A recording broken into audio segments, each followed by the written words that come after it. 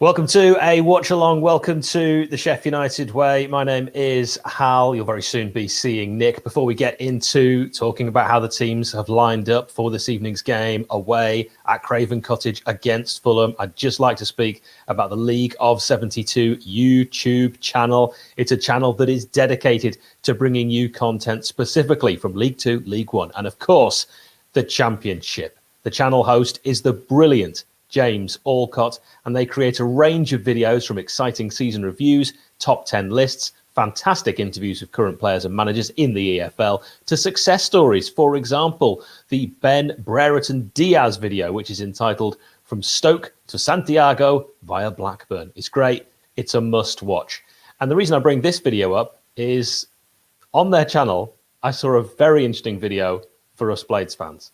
It's former United manager Danny Wilson being interviewed about Harry Maguire and how he gave him his first real leg up into the world of football. Now, we all know that Harry was given a few games at the back end of the Championship season, but it was Danny who nurtured him during the first full season as a professional. And Danny speaks about how Harry was in those early days, his drive, learning from mistakes quickly, which then shaped him to be the player he is today. So if you would like to check that video out and others, it's top quality content they have on their channel. You can either click the link in the description or just simply search League of 72 in your YouTube search bar and subscribe. Do subscribe to League of 72. That is the important bit. Right, time to welcome in good Nick to join us for this watch along. How are you?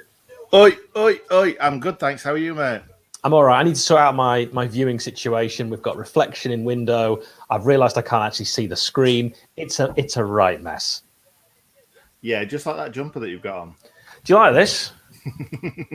I do actually. Are you not warm in your house? Do you have to Absolutely ridiculously hot. It's a proper Blades one as well. It looks massive. Everything is on me, as you know. I'll tell you what. You talk us through the Blades team, and I'm going to rearrange my viewing setup. I'm glad you said viewing setup anyway. Right, okay, so I'll quickly go through the Blades team. As you can see on the bottom, we have Wesley, League One, clean sheet, Fotheringham in the goal. The right wing-backs and left wing-backs, or the wing-backs, are Jayden Bogle and Ender Stevens. We've got a back three of, wait for it, Chrissy Vash, obviously. Johnny Eags, obviously. And Jack Robinson. Who'd have thunk it? Ben Davis out again. Gutted about that. Not too sure why he's out. But I think somebody in the Fans React group on Twitter said it was for personal reasons. So hopefully everything's going okay for Ben Davis. It doesn't sound great from that, but fingers crossed for him. Then we've got in the midfield, Ollie Norwood and Connor Howrahan. And then Didsey missing. Gutted about that. Absolutely devastated. Not even on the bench. So I think from that, we can certainly see that he's either isolated or has COVID. So that is not good. Unless it's a last-minute injury. But yeah, we didn't hear about that from Hecky in his interview. So that brings in lovely little Iliman and Die. We love to see it. I ain't seen him in such a long time. It's great to see him back in the side. He's going to be fresh. He's going to be ready and raring to go. And alongside his best mate, Morgan Gibbs-White, I think they're going to have a fantastic game today. And then up top, who else but Mr. Billy Sharp? Hal, what are you thinking to that side? Ollie McBurney and Didsey, we can confirm, both miss out as they continue to recover from COVID-related issues, and Ben Davis misses the game due to personal reasons. That's what the Blades have said as the official reason for those guys missing out. I think of all of those, I'm going to say it, Ben Davis for me is the biggest loss. I know you'll say Didsey, but Jackie Longthrow playing on that left side of centre-back, that worries me. You don't know, because he did have a couple of good games last season, and I thought he was going to do really well this season in the Championship, because I thought, like I said, the Everton game, he was really, really good away at Everton in the Premier League. He was. He had a couple of decent games where he looked solid, and when he got forward, he actually did quite well. So you're saying in a back three, you're less concerned about Jackie Longthrow than you would be when he's playing in a back four? Absolutely. I thought he was shocking in a back four. For me, Jack Robinson is almost too eager to please. Like when the ball's coming in the box, he wants to head everything. And sometimes that sounds great because Chris Morgan was like that, but he also had the nous to leave it to somebody else if he wasn't in the best position. And that for me is Jack Robinson. He just struggles to make that decision. But hopefully with two other centre-backs and two wing-backs with him, I don't know, they can just help him out a little bit and just point him in the right direction because I don't think he's a bad player. No, I tend to agree with that. By the way, the game is on Sky Sports Football. We're doing a watch along. It's a 7:45 kickoff. It's also on Sky Sports main event. The referee for this one is James Linnington from Newport, Isle of Wight. He's taken charge of just 11 games this season, including our 2-0 defeat on Nick's birthday at Middlesbrough. He's issued 48 yellows, 0 reds. That also scares me. And he's given 2 penalties. What are your thoughts when you hear that a referee hasn't given a single red card, Nick? I think you know what I'm thinking. There's got to be one today. There's bound to be, isn't there? I've said on Twitter, 10 men. We will finish this game with 10 men. That's what I've said. We'll win the game with 10 men. Yeah, we'll win the game with 10 men. We're going to nick it late on, under the cosh, backs to the wall, a battling Blades performance. And you've said, do I want to win this? Do I want to read this?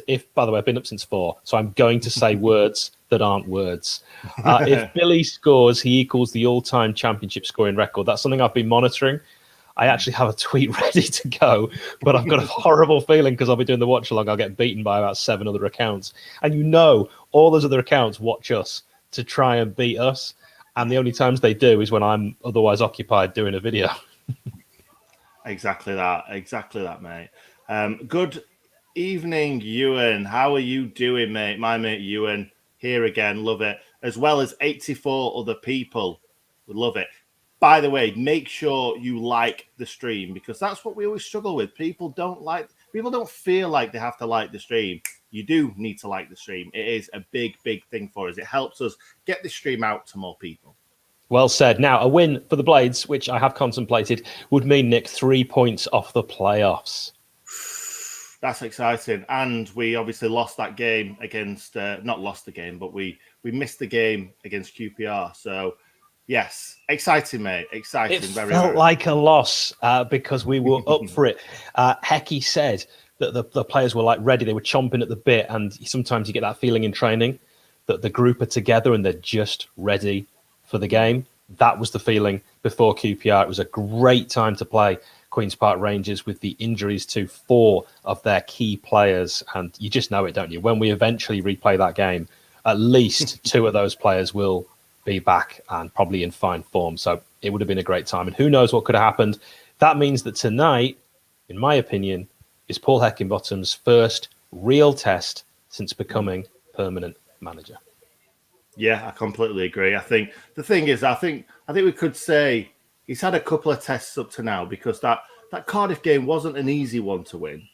Beating 10 men away is never easy, especially when we were losing as well. Yeah, we played well even before the 10 men. I saw people commenting on our YouTube channel saying we were only good when they went down to 10 men. I didn't agree with that, although I do think that sometimes it's harder to play against 10 men. We actually made it look easier when we were playing against 10 men, and I was confident that once we got a goal, we'd go on and win that game. And it was great to just actually, away from home, score that many goals and beat a dogged and determined and physically very threatening side in Cardiff City. Great win. Yeah, it was. Obviously, they scored that goal late on from a header from a corner, which was a bit gutting to see because I thought we were pretty good in the air, which we've not been that good of late. And this season, really, we've been really poor. And I think it really just drives home the fact that we need those 3 centre-backs because we aren't big enough or strong enough in the air. We don't have 6-foot right-backs and left-backs like some teams have, and we don't have those monsters, those 6'5", 6'6" monsters at the back. So the more the merrier. Do you remember I was with you at the Blackpool home game and I recorded my video for Fans React. Do check out Fans React the day after each game on this channel. I recorded my video from Bramall Lane and you let me do it and you didn't bother me. And I came back to see you and you said, "What did you say?" And I said, "I've just done a video about 1.5 minutes saying we should go to a back 3. I'm going to get slaughtered, aren't I?" And you were like, "Yep." And it was, games later, that we did actually return to what I think shows us to be, and this might be famous last words before we play Fulham, shows us to be defensively far more sound. I think you're absolutely right there, mate. And the thing is, though, when we are more defensively sound, it does, especially in the Slav, though, we did struggle to create chances. However, that's not the case with Hecky, is it? For some reason, we look defensively better and offensively. There's one for our American viewers. We've got several. We look better as well. And actually just generally more exciting and more creative because we were so dull under Slav. And I know Fulham fans at work, I work with a number of them, and they were really excited about this one when the fixtures came out, first of many, because it was Slav returning, and they love Slavisa Jokanovic. They're obviously okay with really dull post-match interviews and football that, quite frankly, at times, I genuinely was ready to nod off. It was the dullest football. Would I go as far as say this? The dullest football I've ever seen at Sheffield United? Yeah, I think you're right. I think it could be. I mean, let us know in the comments. Let us know in the comments who, which manager was duller to watch football under? Because people might say, "Oh, it was terrible under," right? But it wasn't dull under Adrian Heath. All right, we were conceding goals for fun, and there was big goals in lots of games. You know, I remember going to that game against Port Vale at home. You know, that wasn't dull. I was screaming and shouting and wanting to throw stuff. That's not boring. I wasn't about to fall asleep. If anything, it was the exact opposite. I couldn't sleep after that. By the way, let's look at the Fulham team. I've got it running along the bottom. Rodak, Tete, I'm just going to call him Tossin because I couldn't say his name in the preview. Ream is the captain. Robinson, Reed, Seri, Wilson, Dangerous, Carvalho, Naskins, Cabano, and Mitrovic. It is Fulham's strongest possible team, bar maybe Kearney and Fareed. And that's because he's been coming back. That is a strong side. It is a really strong side. However, I think we've got a strong side. I really do. I was looking at... Now, I know we're missing out a couple of players, and obviously Jack Robinson is a slight worry, but Iliman and Dye, he's going to want to come in absolutely creating everything, scoring loads of goals. It's just... I love the guy, and I just feel like these few games out, he's going to want to show Hecky that he doesn't want to leave this side. So I'm really excited to see Iliman and Dye tonight. My worry as well with this side is the fact that we only have one striker on the bench, if you could call him a striker. Burke. I'm the Burke Whisperer. Give me 2 weeks with him. Transform the guy's life. James, really sorry to hear this. Can't go isolating. Got a positive test. Can't get a refund. Had a ticket. I had a ticket as well. I just want to make... I never told you that, Nick. I wanted to make this... So I haven't really said what the situation is and why I'm doing the watch-along is... it was very, very clear to me by certain members of my family that if I go to Fulham, I can forget about Christmas Day. So that was simple. Family comes first. So I am staying away from all humans until the 25th. I've missed 6 Christmases with my family in my life because of work. I ain't missing a 7th. So sorry. That's why we're doing this instead. And James, I really hope you feel all right and get better soon. Yeah, it's horrible at the moment, isn't it? There's everyone coming down, especially footballers. Like, more footballers are coming down with COVID than people that I know. What's going on? What are you saying? It's awful that the average person's getting COVID, but footballers... No, I'm saying why are footballers getting it more than normal people? I know one person at work that's got COVID. That's not the case, because I'm down south, and it is rife where I am. I mean, I know so many people at my work, and... just in the general area, we've got of the 4 neighbours I actually bother speaking to, because you're down south, you don't speak to your neighbours. 2 of them have got it. So it is seemingly, of percentage-wise, because I still chat to my friends back up north where I used to live, and that was very far up north. It's not as bad. So talking to my friends in Catterick and Darlington, it's seemingly not the same situation. You do know that if we were in like a tier system right now, we would get locked down more than you would, even if we've got less cases up here. 100%. Yeah. That's just how it works. The South are the South. Protect the South. I don't know what I'm talking about. Aren't your neighbours like a Game of Thrones reference there? Aren't your neighbours in different postcodes, Hal? I mean, once you've gone up the drive to mine, that's only a couple of miles. You do have several. I've got my under butler just at a house at the very bottom. No, they're not in different postcodes. And Nick's been to my house and knows that it's not quite the Shangri-La you might be describing. Oh, it is. It is. It's absolutely huge. It's a mansion. It is a mansion. If you are just joining us, we've got the Fulham team that's just run along the bottom. We're doing a watch along. The game is on Sky Sports Football and Sky Sports Main Event. It kicks off in just 15 minutes, but please help us get to 15k subscribers. Nick, I've been saying this for too long. What have you been saying for too long? Help us get to 15k. I shouldn't have had to say that more than once. It's the best Sheffield United fan created content from in us. the world. Yeah, actually, okay, we'll go for that. Subscribe to Sheffield United Way on YouTube, please. If you haven't already, if you watch the videos, we know because we can see the stats of how many non-subscribers watch us all the time. It's free. Crazy. It's free to subscribe. I don't want to see these kind of crazy numbers of 80% non-subscribers who watch every video. That's got to change because it helps us. If we need to, let's be honest, we need to pay Nick, don't we, for the channel because it's running costs. Sometimes we're operating at a loss. Oh, yeah. And we need to say to people, listen, if you sponsor us, we've got this many subscribers. And they usually say, we'll not listen until you get to 15k. Help us out. We're not even talk until you're at 15k. You're not even in the room until you're at 15k. Even in the room. Get to 15k, we'll have a serious conversation. So help us. Yeah, now you've said that as well, I kind of want to plug the Clips channel. Do it. You're excited about this.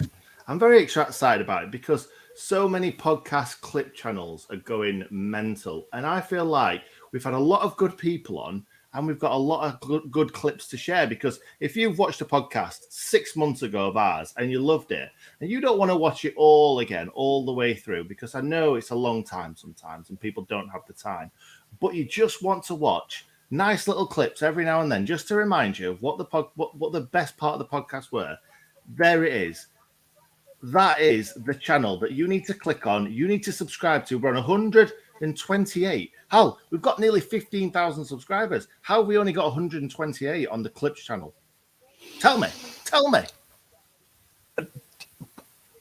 I can't because I've been up since 4 a.m. I'm officially lost for words, but you've sold it very well. So yeah, hopefully people will support because yeah, it's a nice, easy way. If you think I just need something to watch just in between meals.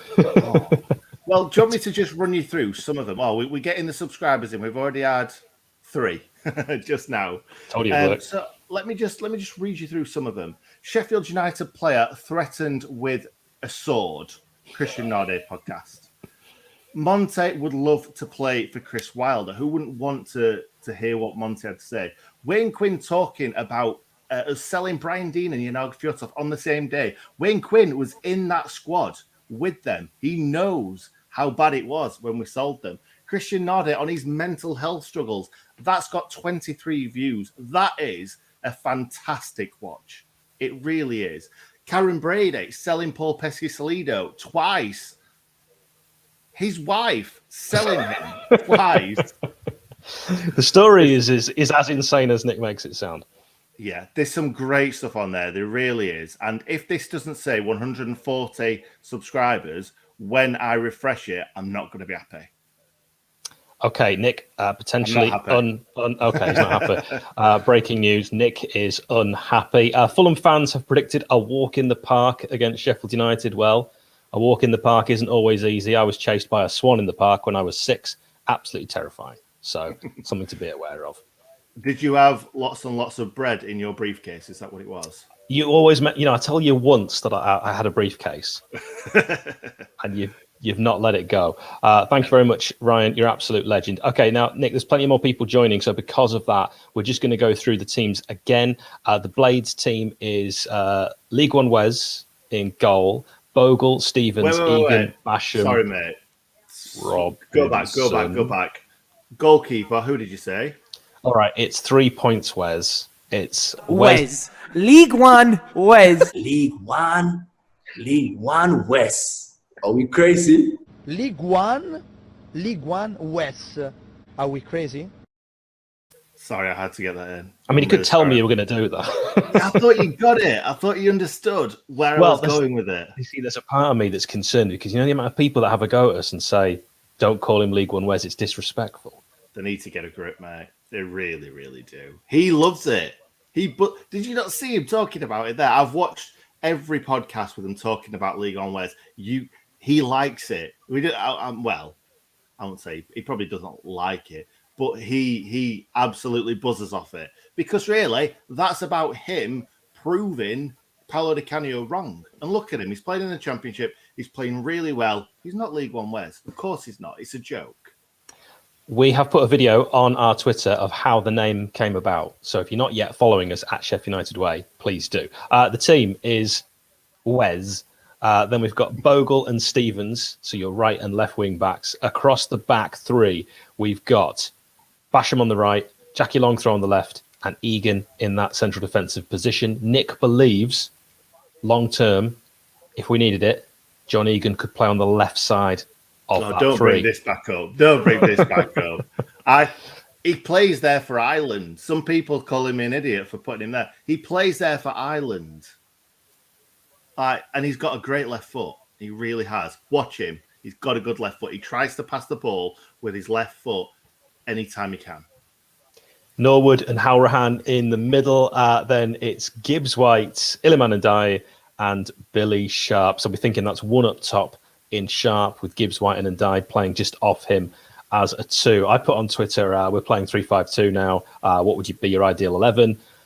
I've got no time for people who are, it's actually a 3-2-3-1-6.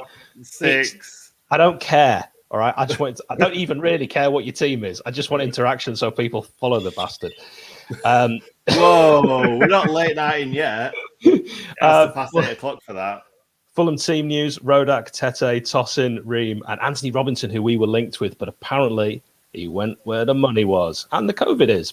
Also, it's Reed, Seri, that danger man, Wilson. Boy, did I want us to sign Wilson on loan. Carvalho, who I think is a tremendous talent. Naskins Cabano, named after the famous Naskins. His dad a big fan. Mitrovic. They've got on the bench Gazaniga, Adoy, Brian, Chalabar, Kearney, who's been coming back from an injury. Otherwise, he would be starting. Bobby Reed is what he used to be called. Bobby Decordova Reed. Now, by the way, interestingly, his sister, who is in politics, she also has changed her surname, and she spelt it differently.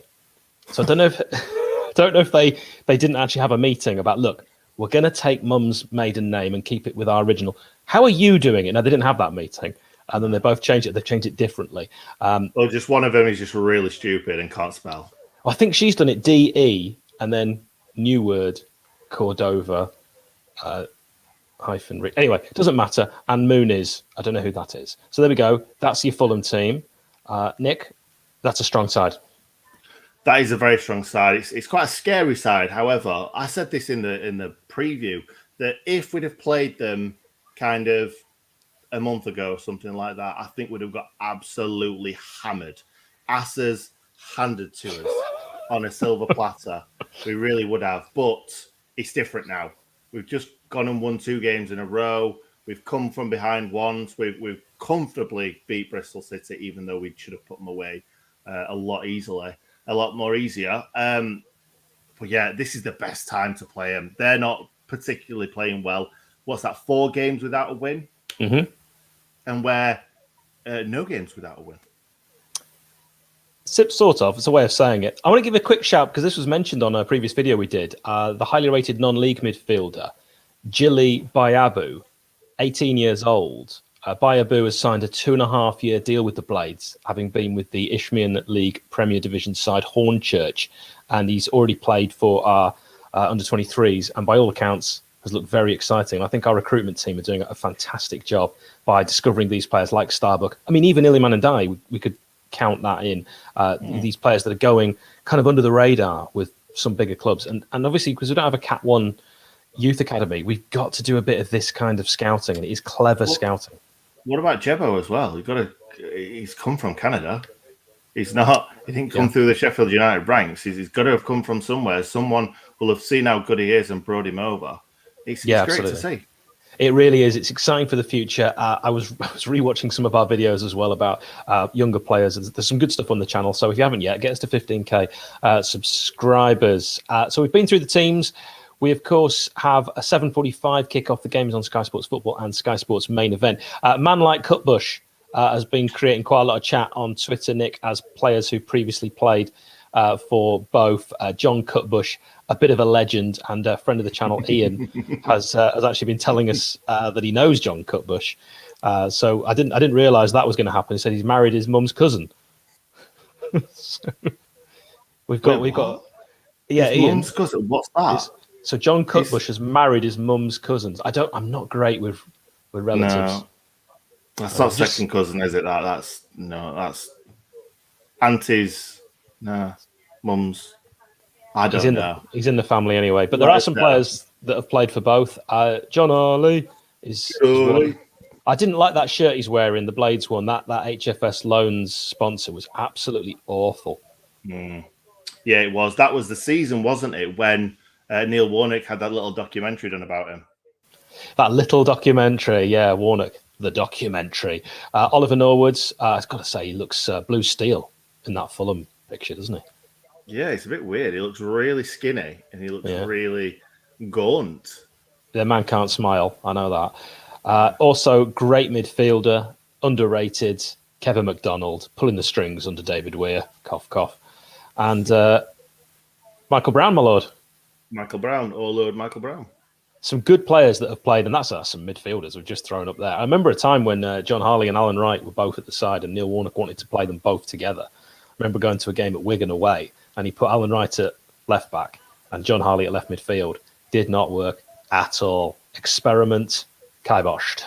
Yeah, it's when I remember when England had Ashley Cole and Wayne Bridge when they were quite young and we're like, oh, they're both really, really good left backs. I'm pretty sure that happened and they were like, nah, Ashley Cole better, Wayne Bridge gone. Sorry, mate. We are wearing the black kit today. It is Swish. The game kicks off in just 3 minutes' time. I am so excited about this one. Yes, if you can think of players, by the way, who did represent both, do pop them in the chat. Tony Callio, of course, absolute legend. I don't know why everybody remembers Tony Callio. I know, right? It's weird, everybody isn't it? Remembers it. Very strange. I don't think he played more than 5 games for the Blades, but anyway. There he is. Also, let us know where in the world you're watching. We love to hear from Blades far and wide. By that, I mean you are far away, not that you are wide. And we'll also get your score predictions in as well. Nick, give me your score prediction. Well, I said 1-1 in the preview and then changed it to 2-1 because you said 1-1. So I'm going to stick with 1-1. I think we've got it's a more difficult game now. We're missing Didsey and we're missing Ben Davies. However, we've won more difficult games than this. Look at the Everton game I know I've brought that up twice now. When you're not expecting anything. But Everton weren't playing for anything. This is a chance for Fulham to go 5 points clear. Yeah, but they haven't won for 4 games. I know, and they've had a nice little break, as have we, after the break's not always good, though, is it? Break's not always good. Change as good as a rest. Are we just saying cliches here, or are you serious? Do what, sorry? Are we just saying cliches here, or are you? Pretty much, yeah. Yeah. Okay. Good to know. So your serious prediction is 1-1. I have changed my prediction from what I thought earlier because before I saw the team, I was actually very, very confident that the Blades could win this. I'm going to stick with the draw now. I think that's me. I'm very, very optimistic. I am concerned tonight with Jack Robinson. Maybe that's a bit harsh. Mitrovic. Do you know what? If they know anything about our team, they will stick Mitrovic on that kind of right-hand side, in between Egan and Robinson to bash him about. Do you know what? You know what a clever manager would do, Nick? Go on. He'd swap Egan and Robinson just before kickoff. So they'll have Mitro thinking he's going up on that right-hand side, and it's John Egan he's got to face. They'll be like, this is a proper defender. He's a rock. And then he'll just be like, I'll go in middle then. And then you swap it again. Or just man-mark Mitrovic with Egan. That's probably a bit easier wherever he goes. Because they're playing one up front, Fulham. So you can do that. Because one up front, technically against 3 at the back, it's doable to do the man-marking job. We don't tend to do that, though. No, you man-mark him, and then it's 4 at the back. Egan floating, defensive floater. Yeah. Never heard of that before. No, what are thoughts? But actually, incredibly, Sky look to have got our formation correct. So things that you like to see. It's only taken them till the end of 2021, but I think they've pretty much got it. And Well, we'll see when the match starts. We're about to kick off. We are moments away. I've got to say, this is one that I've not been looking forward to because of the likes of Harry Wilson, 19 appearances, 6 goals, 7 assists, a very, very dangerous player on his day. This is a full-strength Fulham side. This is not a full-strength Blade side. I think ideally we would like to see Sander Berge. Nick put his team on Twitter of if everyone's fit.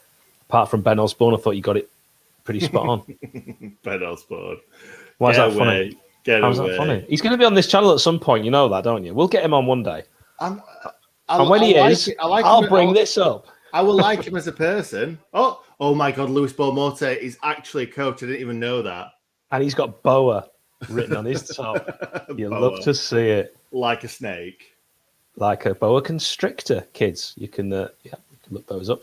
And there's the man himself, Stuart McCall. If I've got that much hair when I'm his age, I will be so happy. He's a decent-looking chap as well, isn't he? I've never even thought about it like that. Yeah, when I met him, all he talked about was caravan sites. Lovely guy. Really got a lot of time for Stuart McCall. Wait, you've met... Oh, you're about Stuart McCauley. I thought you were talking about the man, the myth, the Luis Boa Morte. Right, they're taking the knee just before this game is about to kick off. We were doing a watch along. That means we'll be guiding you through proceedings as it goes on Sky Sports Football or Sky Sports main event. And we have kick off, hopefully. What are you on? Hopefully. Tell me what time you're on when it comes up. Oh, it's Andy Hinchcliffe, mate. It's Andy Hinchcliffe. Oh, have you got commentary on? No, I've just seen it pop up on screen. Oh, it said Andy Hinchcliffe. 12 seconds. Calm down. Right, I'll tell you. 20 seconons. Yeah, bang on. Oh, this is what I love. This is what I like when it's not on Redbone, when it's not on BT. You know, the only reason that I wouldn't want us to get promotion is because we'd be on BT. Yeah, mate, I'd have to get BT.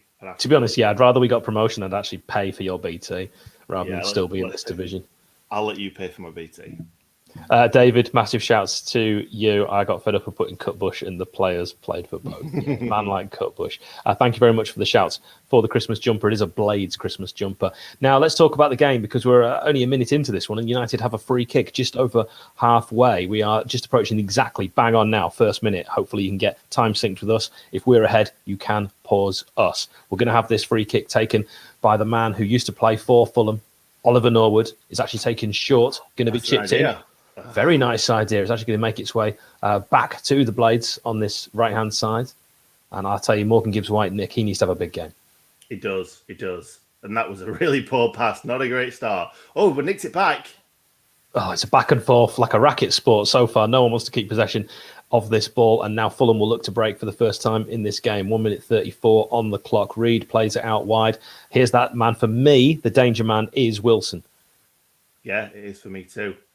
They've started this game quite well. That's a rubbish. Oh, that's just Mitro. Left one on him. On him already. Letting Wes know he's there, and he left one on. And I like that. A little bit nasty. Let's give a massive shout out to Bobby in the background as well, who's had a ridiculously long day of work, and yet he's only just got home, and here he is helping out tonight. He'll be bringing your comments up on screen and putting the score on and doing all the fancy bits. So, yeah, give him a shout out.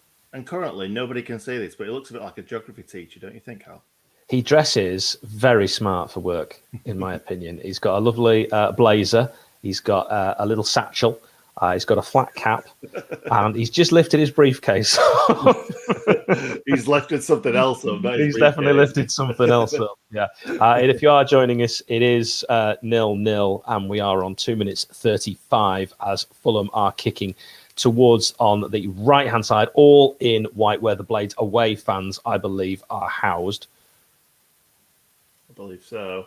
Yeah. It's Iliman Ndiaye picks that ball up absolutely beautifully. Can he find someone? He looks up for it. It's a poor touch, but he's got away. Oh, yes! Iliman Ndiaye!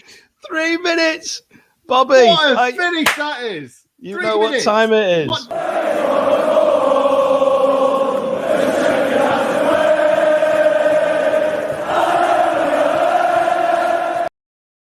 What a finish. What did I say? I'm really excited to see what Iliman Ndiaye can do in this game. 3 minutes in, 4 minutes in. Oh, what a run. I thought he messed it up here. Do you know when he just took a big touch there? It was a bit too far, but I thought, but what a finish with his left foot. That is right into the corner. This is why, kids, practice with both feet. Iliman Ndiaye, naturally two-footed player. I know what you mean by the heavy touch, but I think it actually worked in his favour. It nearly got blocked by Tim Ream, the captain, but he got his shot away, and it's right in the postage stamp corner, low, where the keeper couldn't. It's probably the only place that keeper couldn't quite reach Rodak, and that is the first away league goal at Fulham since Laurent de Jaffo. Also, technically a Frenchman. Yeah, definitely. Represented Benin, but you know what I mean. Yeah. The smile on his face, though, then, when he scored and running over to Hecky, they all loved that. Hecky loved it. Jack Lester loved it. Stuart McCall loved it. Everybody loved it. Yeah. Of course, there'll be people saying Sean Miller. That wasn't in the league. No, that wasn't in the league, was it? Oh, God. Oh, Blades messing about at the back. 4 minutes 35 on the clock. If you are just joining us, it is 1-0 United. A left-footed, fantastic bottom corner strike from Iliman Ndiaye, who has come back into the side purely because of injuries and illness to other players. Nick has been saying for weeks, Iliman Ndiaye has to start. Absolutely. Or even come on, because he's such a dangerous player. Imagine him coming on in the second half against a Tyrone defence. Changes games. He's got legs for days. Yeah. Okay, Hal, calm down. He's got legs for days. Because he can run and run, wheels for feet. Oof. Oh, a dangerous ball delivered in, and a chance for the swiper, and that's exactly what it was. And that's decent defending from Oliver Norwood, Nick. Yeah, definitely. They've still got the ball, but we've got enough men back to deal with this now. I'm liking this, Blades. Yeah, they're pushing. What you'll find, I would imagine, now with this game is it's going to be probably backs to the wall, Blades hitting on the counter, which I don't mind because we're not bad at hitting teams on the counter. No, we're definitely not anymore anyway. We seem to have got a little bit of pace. Hey. Oh, the misplaced pass. Interesting to see so many empty seats at Fulham. The Fulham fans that I was speaking to, both online and at work, have all decided not to go. And that was purely due to COVID concerns, even season ticket holders. So I think that's probably being reflected in the sparsity of the Craven Cottage crowd. You can't tell as much because of the black seats, can you? Because a lot of people tend to wear dark colours. A lot of people tend to dress up as seats this time of year, don't they?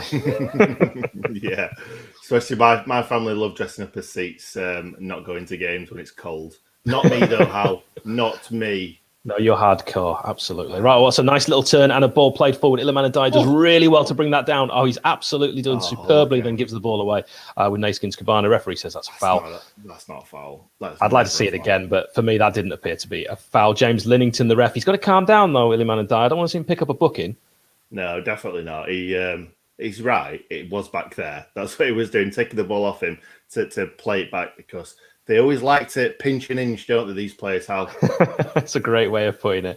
On this left-hand side, Fulham with Anthony Robinson back to the American, Tim Ream. Last American to play for the Blades, Nick? Last American? I can't even think of one. Cameron Carter-Vickers? Cameron Carter-Vickers, yeah, good one. Really, really good one. Played at Swilsborough, didn't he? Here's a break now. As Harry Wilson on this right-hand side with his left foot because he can cut inside and deliver. Reed, it's a great ball back in, but it's just... Good defending. Just going to elude Wilson, and that was good defending. Just slightly muscling him and pushing him away from where that ball was delivered. So far, Shoreham, boys, we are here. We are here. This is great. I'm boiling. I'm absolutely boiling. You're boiling. Mate, I've got shorts on, and when we scored, I slapped my leg, and I've still got a red leg. Yeah, Bobby's just pointing out how hot he is in that blazer. And he's got the cap on as well, which will really be quite warm, I would imagine. He's in the house. He really could take it off, sure. Bobby in the house.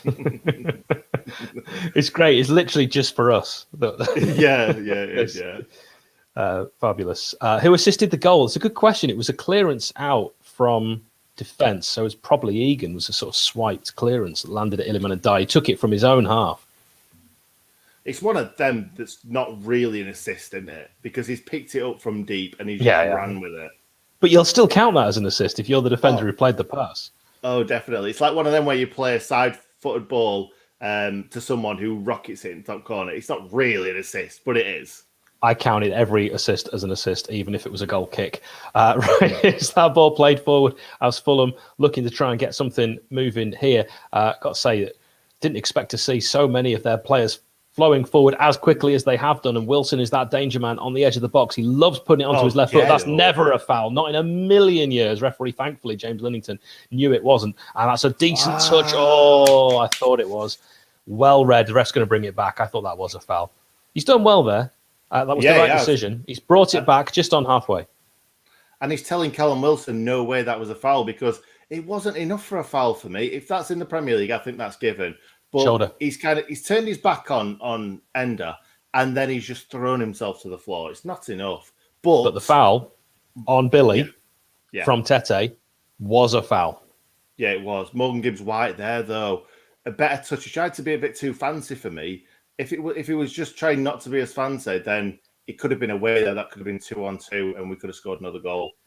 Oh, it's a poor touch from Bogle as we really waste that free kick and then we give one away. I'll tell you what, Morgan Gibbs-White has had 3 poor moments. I actually think his touch was good, but I don't think he knew the defender was as close. I think that's exactly what he wanted to do with the ball. Take it with his right, ready to turn and run, a la Iliman and Dai. But the defender, Tim Ream, was right on him. He was Ream. He was absolutely Ream. That's a Joey Essex save. Is it? Okay. I'm sorry. I've actually spoken to Joey Essex, but I didn't know who he was when I met him. Why? You went to his book signing and you didn't know that it was Joey Essex? I interviewed him at a gala event. This is a story for another. It's my other life. That looks like a foul again. This is a story for when it's a worse game, isn't it? This is a story for a 3-0 Arsenal defeat when we had the best watch-along. Oh, get up. He just smashed through League One Wes and he gets a tiny little hand in his back and he's down on floor. Ref's never going to give those kind of when the keeper's already thrown the ball away and there's a little late. Yeah, he's just going to let those go. Tete looking to try and get things going here, but it's instead intercepted. Here's a chance for Billy Sharp or Bill to give the ball to Iliman and Dai's giving that ball away, and that could have been the break on there. If the pass had been crisper to Mitrovic, who had his back to goal, I think they could have turned and caused and launched their first meaningful attack on 11 minutes. Yeah, absolutely. And what I want to just bring up then, Egan had a chance to pass it with his right foot. What did he do? Pass it with his left. You're not letting it go. Nick has staunchly and vehemently maintained that John Egan can play and should play rather than Jackie Longthrow on the left side of defence when needed. No. What I said was if we signed a central centre-back, a big beast, then Egan should play. We've got one. Centre-back. Who? Casper Lapata. Our sweet prince. Remember, Nick, he's a thug. He is a thug. He needs to remember that, though, don't he? When he gets on that pitch, he needs to remember it, Yeah, should get it tattooed. Fulham now trying to bring something forward. That looks like another foul, but the referee's going to let that play on. I think that was clever refereeing. He's actually refereed the game very well so far, and Wilson's going to get it, of course, onto his left foot. That's too obvious. And he's done that 3 times. You've got to read that better because he's just going to keep doing it as long as Ender allows him to. Now here's Tete, and that's a decent ball in, but it's well read by Jaden. Terrible ball in. Oh, what are you talking about? Awful ball in. I'm loving the fact that I'm looking at it as a good ball, well defended. You're saying terrible ball. It was a terrible ball, mate. It really was. If that was us, we'd be screaming, saying, "What are you doing? Get it in the box." Yeah, I'd be throwing something at the screen. It actually is so different talking about this game here at Fulham than we were last season when we lost 1-0 here in the Premier League. Even though we were in a higher division, I think the general malaise around the club, the fact there was no fans, the worry about Wilder because he wasn't sounding like Wilder anymore, and here we are. Would I still rather have Chris Wilder in charge? Yes. But it seems like a new dawn and there's general positivity. Yeah, it feels like Chris Wilder Mark II. I don't want to say that because Hecky is his own man. But we're playing a similar formation. They're playing in a similar way to what Chris Wilder's team were. We're playing fast football. It's nice to watch. Agreed with everything you've just said. In fact, I'd like you to say it again. No, I'm all right, thank you. Ball played back to Rodak, who's only had one sighter that was thrown at him and low to his right, and he let it in, left-footed drive from Iliman and Dai in just the 3rd minute, if you are just joining. That's how the Blades took the lead. As Fulham now, you'd expect constant attack from Fulham. The impetus and the incentive will be for them to get back into it quickly. They are the team that should push and bring the game to Sheffield United. They're expected to win. Yeah, and that's what we want, really. We want them to attack, and we want to get on the break like this, but that is the wrong ball. Even if that was a good ball, Billy's not got the pace. He never had the pace for that. That ball was so overhit, and it was a real chance to get Billy Sharp in. It really was. But like I said, you're going to have to take a hell of a lot off it. It needs to be just in front of him. He don't want to be chasing balls at his age. No, absolutely not. Anthony Robinson will play that ball out wide, and Fulham are trying to launch something again as we approach 14:07. It's drilled in and well read by that man, Chris Basham. He's going to keep it in, is he? No. I thought he could have done, to be honest. Yeah, I think he could have done, and he probably should have pretended like he did keep it in. Yeah, he's too honest. That's his only flaw, but he ended up walking like a newborn deer. Oh, that doesn't matter. Egan's just going to head that away all day long. We want them constantly into the box. Let Egan head him away. Because really, they're going to be putting them balls into the box, and there's one man going up against three, like you said earlier. Here's a chance to get that ball into the box for Fulham, but it's again well read by John Egan, who does brilliantly. Let's see more from Morgan Gibbs-White. That's the ball. Billy Sharp. Does he have the legs? Oh, it's a first-time cross. Not bad. Beats the first man, not the second, and it'll be a throw-in on this right-hand side for the Blades. Linesman says, yep, throw in. Thanks, Lino. Earn your corn. Absolutely. And, mate, we are playing really well in this game. We've barely put a foot wrong. An odd Morgan Gibbs-White moment where he could have done slightly better. Oh, what's going on here? Thanks, cameraman. Sky, sort your replays out. By the way, if we are ahead, you can pause us if you're watching on YouTube and Facebook. Yes, and Twitch. Are we on Twitch tonight? We're on Twitch tonight. Fabulous. If you're the one on Twitch, let us know. We've already had a couple of comments, mate. We've had a couple. Well, when I say a couple, I've seen one. Yep. If you're the one, let us know. Thanks very much there for he is. On Twitch. D Ragster. My man. Man like D Ragster. Top. D Ragster. Of course. You'll love to see it. Oh, nicely delivered ball because it was misplayed. A misplaced pass. I'd take them all day. The crosses that aren't beating the first man, the passes straight into our three at the back. Fulham playing just one up top. That is, of course, the danger man in Alexander Mitrovic. Yes, he is. He's very... do you know what? I would love to see him in a Sheffield United shirt, and he's proved this season how good he's been. Before the start of the season, I think everyone expected him to be up there, but I don't think we expect him to have scored as many goals as what he has already. I think the most goals scored is 31 in a championship season, in the championship, not in first division. And I think that was Glenn Murray. So he's going to get there probably by February. Lovely little touch there. We're on 16:39:40 bang on for a timestamp. And that's not the touch I think that Iliman and I wanted to take there, as Fulham will now be able to break. They're going to pull forward in numbers, you feel, every time, Nick, that they get the ball. Yeah, they are. But at the same time, we've got numbers back. Look at this. We've got 7 men back. Well, not including the goalkeeper. 8 men, including the goalkeeper. That's what we want. We want to keep having this many men back so that we can deal with them no problem. Howrahan back there defending, left-footed. Hasn't seen too much of the ball yet. Why Howrahan, when he's left-footed? There was a lot of talk about Howrahan being left-footed, and would he play? Certainly not with Fleck. Fleck, of course, not involved at the moment. And yet Ben Osborne hasn't featured in the centre of midfield, a position I think he could play. Yeah, I completely agree with you. Would you have him in front of Howrahan, Hal? I would. Of course I would. That's why I asked you the question. It was a loaded question. Earlier Mitrovic had to come deep to get the ball. That time he stayed further forward, then took a very heavy touch, which was really boot through it clearance all the way back to the keeper. We probably need to do better with our clearances than that. Yeah, we've done really well though up to now. Other than an odd 1 or 2 clearances, that is a good ball forward. And Mitrovic is onside, but he's dragged it wide on the half volley. That's fine. We'll have them all day long. He's reading comics if he thinks he's taking a right foot volley from there. It's a good run, though. He's done Egan there. He's really done Egan. But really, he should have been holding that up. It's 3 against 3. He was behind all of our defenders when that ball was played, and he ends up in front. And he's not known for his international pace. No, but that was it's what Billy Sharp does, isn't it? He does little tricky things where the defender thinks he's going one way and he goes another. Billy's like that in the kind of 6-yard box, 18-yard box. Mitrovic just did it there, came out. Egan thought, oh, I've got his number here, and then he's away from him.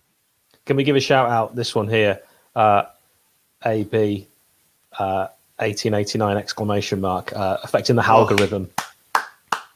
I love that. That is my favourite comment of the day. Agreed so far. Anthony Robinson checks back, decides he can't take on Bogle, and it's back to Tim Ream, the captain for Fulham. We're on 19:02. Hopefully you can get level with us. Remember, if we are ahead, you can pause us. James Linnington has given a free kick to Fulham on this left-hand side, a challenge from behind. They are going to take their time over these set pieces. They're not going to panic just yet. Fulham, I think, say if this is still the scoreline at 75, I don't think they'll still be playing one up top. No, I think you're right. And I'm fine with them taking the time with these balls in. We're 1-0 up. That's absolutely fine. If you're going to waste kind of 3, 4, 5 minutes and a half by taking loads of free kicks and doing that, yeah, then that's fine. Keep it coming. We're 1-0 up. We will happily see overhit free kicks all that's a day really long. poor back pass, that. Harrison Reed plays a bad back pass to Rodak. Unfortunately, it wasn't the speedsters that we've got in our team that were onto that. I'll tell you what, if that was Lys Mousset there instead of Billy Sharp, I reckon we're in. Yeah, I reckon we're in for an injury. I had to describe to my nephew Theo the other day what a pulled hamstring actually was, and I had to use Lys Mousset as an example, and then Michael Owen. I couldn't find a clip online, but I could of Michael Owen. It's actually not a nice thing to look at anyway, because he'd hurt his hamstring, Theo, when he was playing football. No, it's not good, that. It's not only the quick players as well, isn't it? There must be a reason for that. Running quick. The fast twitch muscle fibers. Yep, those are the ones you require. I was going to say that, but then I thought I better not say that just in case I'm wrong. I'm pretty sure. Lovely. Iliman Adai tried to play the right ball to Billy Sharp, but it was just slightly underplayed. And that one was then overplayed to Naskins Cabano. And Fulham at the moment, this is what we want, Nick. They're in danger of getting frustrated. Yeah, they are. And if we can nick a second goal as well on the break, because we've been dangerous on the break. We really have. We've not exactly done a lot, but all it takes is that one pass or a flick around the defender, and we're through. They're playing. There's the flick on. Oh, they're playing a really high line, aren't they? As well. Yeah, offside though on that time. Helen, massive shout out to you. Helen is incredible. Does some fantastic artwork. Just in from work. Great to see the results so far. Any chance you could provide a quick review of the match so far, Nick? I knew you were going to put this to me. I knew it. Well, I was going to say we've been the better team. We've done more with the ball, I think. They've had more of the ball, but we've been great on the break. Iliman Ndai's goal after 4 minutes was fantastic. He took it from pretty much, well into his own half and just kept running with it, and then side-footed, left foot shot into the bottom corner, started outside the post, ended up in the bottom corner. Fantastic finish. Here's a chance for Fulham, though, to get straight back in. And it was a good challenge after Harrison Reed invited the challenge with the touch. I think Mitrovic takes that first time, a la the shot he had with his right foot earlier. Harrison Reed, a defensive midfielder, wanted to take that touch and gave John Egan the opportunity. Yeah, exactly that. But they've got a corner and they're playing a short one here. Not sure why they're doing that. Oh, it didn't work for them, did it?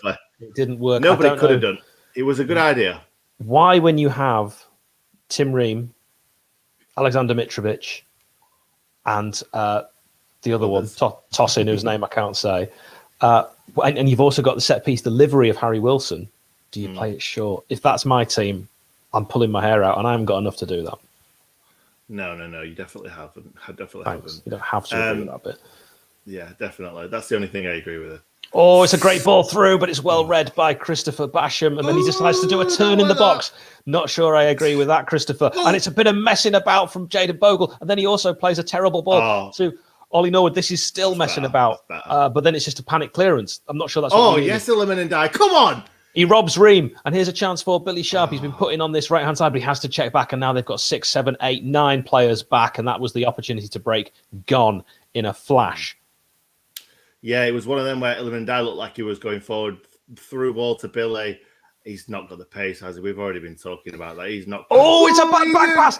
Don't Oh play the ball back when you've got Mitrovic there. Then a terrible touch from Naskins Cabano, and it's a free kick. But Fulham and Sheffield United at the moment playing very dangerous balls. He did not want it there, did he? He came out. He looked confident passing that to Egan. He did not want that back. Why would you want that back? Oh, but I've got to say, Cabano has been shocking. Don't say it. Don't say it at 90 minutes. I know. His touch has been really poor up to now. I will say that. Okay, up to now, I'll agree with that. We're on 24:04. It's Fulham 0, Blades 1, Blades in black, Fulham in their traditional white. I'm quite surprised we're not wearing a home kit, really, because they're wearing white and black. We're in black and white. Yeah, odd. Really odd, isn't it? Yeah. But We could have worn green. There as Could have worn green. I'd have gone with green. Didn't we wear? What did we wear last season? Was it I was pink? trying to think of that. Probably was pink. I think it was pink, Probably good. Idea not to play in pink. Every time the Blades lost and we did a watch along in pink, you and I got screenshotted by bigger boys who took the mick. Yeah, but the only game that we didn't really do a watch on for, which was the Manchester United game in pink, and we won. Yeah, it was green last season. Bobby in the background, knowledge. That's going to be a corner. Great defending back there by Jackie Long throwers. Fulham were looking to break on that right-hand side. And Bobby always knows. He doesn't even need to look it up. He just remembers. Oh, of course he does. He's got his flat cap on that's got all his memories inside it. Doesn't make any sense at all. Fulham have scored the joint most this season, along with Cardiff from set pieces. Of course, Cardiff, the team that Sheffield United last faced and conceded from a set piece. And Wes takes it absolutely fantastically. No one around him, but he's took that really, really well. Can I shock you? Oh, go on. He looks great in orange. I was just going to say that. Orange, it looks absolutely fantastic. Better than what Ramsdale would have looked like in it. Philippe Palmer, I like the black kit, gives them an element of menace. Not going to dispute that. They look like what Venom, is it, from Spider-Man? Yeah. Yeah. Oh, yeah. Sorry, I was still thinking of orange. I'm like, Venom's not orange. No, I know what you mean. Yeah. I've never seen any of the Spider-Mans, but people tell me. Spider-Man. Yeah, or in Spain they call it Spidey Man. There you go. What do they call it in Gibraltar? Spider-Man, because they speak English. There you go. I actually thought I didn't actually think they spoke English, but spoke Spanish. They speak both, but English is the national first language because it is a British overseas territory. And an isthmus, Gibraltar. Not an island, it's an isthmus. I don't know what that means, but... okay. Well, it's not an island because it's connected straight to Spain. La Linea, the next adjoining Spanish town. Here's Harry Wilson on the edge of the box. Oh, he's beat one. He's beat two. Oh, he's beat three. And he's missed the kick. Oh, that would have been 1-1. That would have been 1-1 if he connects with his kick. And then the Blades are victims of their own downfall here by giving the ball straight back. I don't like it. Cabano, first time he gets past his man. Poor cross, but it's going to fall on the edge of the box. The Blades cannot defend here. And Mitrovic, if he'd got something on that, I think he'd have been offside. But League One Wes grabs that. I don't like any of that last sort of minute. That was horrible. No, he did really well there. And as a defender, you've got to try and block it. And he's just walked around about three players there, hasn't he? Bash jumped in. Bogle jumped in, kind of. Oh. I think Egan's back, though. Egan's back in front of the keeper. Always a little bit of a push there. A little tiny push. Do you think... in the Premier League... Well, there you go. Just answer my question. VAR. Oh, Jackie Long. Egan with his left foot. Lovely pass out of defence. And that's not good holding up the ball from Billy Sharp. And that's a great interception from Howrahan. This is better passing. We're seeing a little bit of a flashback of the old Ender Stevens there as well as he took that first time and then played it straight back to Howrahan. They're linking up beautifully. Left footers here. Billy Sharp's in the terrible position, though, for a striker. I don't want to see him hugging that left-hand side. That's where he should have been, where that pass went. Get in the middle. Yeah, I'm loving this referee, though. He's refereeing it really, really well. Letting it go when someone's gone down a bit easily. Only the 12th game for James Linnington, the referee, and that'll be probably a necessary corner from Howrahan. I think if he'd known that Harrison Reed had fallen over and wasn't going to get that ball back, he could have taken a touch, turned, and pumped it back. But no pumping involved. No pumping. We don't want to see any pumping today. It was a pump free zone. But you can see why the referee's not giving any red cards up to now, because he doesn't give easy bookings away, does he? He just lets the game flow so far. Here's a chance for Fulham. After that corner, they played it short again. And this time, it works better. They just win another. It was Carvajal who it was played to. He tried to whip it in with his right foot, but well read. And another corner on this right-hand side in front of the Blades travelling contingent. And it is Seri on this occasion who will take it with his right foot. Poor. Oh. But then that's... I think the referee saying there was a foul in there. I think he's maybe just telling him off. I think that's probably going to be another corner. But I think he's just telling him off for pushing and shoving, probably. Bit of Carvalho pushing and shoving. I think it's actually League One Wes who does the pushing and shoving. He pushes Vaughan Gibbs-White into Carvalho. Let's be honest, that happens a million times a game. Yeah, and James Lennington has let everything go except the most innocuous thing. Yeah, exactly. It happens everywhere. Strange, Keepers very push, strange. push defenders push strikers. Get on with it. Harrison Reed and Anthony Robinson, I think, have seen more of the ball for Fulham than any other two players. And I'm okay with that. Yeah, you just don't want Mitrovic seeing it too much, do you? Unless he's dropping very, very deep. Yeah, Carvajal and Wilson are the players I don't want to hear their names at all. So maybe I just won't say them. No, just don't do it. When I'm doing the commentary, I can do that. You can, and you are doing the commentary, so just don't say the names. We're bang on half an hour, 30 minutes gone. That's not a foul for me. That's brilliant refereeing, and that's a decent ball over the top. Billy Sharp takes a touch. Can he get it from under his feet? No, he can't. Billy's got to do more there. He's going to take it with his left, smash it with his right, 2-0. I think a year or two ago, that's in the back of the net. Take it with his left, smash it with his right. It's He's the first possibly touch. got knocked off balance there from the defender. If I'm the defender there, I'm touching him slightly, giving him a little nudge in the back for him to take a bad touch. Not enough to knock him off his feet, but just that little tiny bit.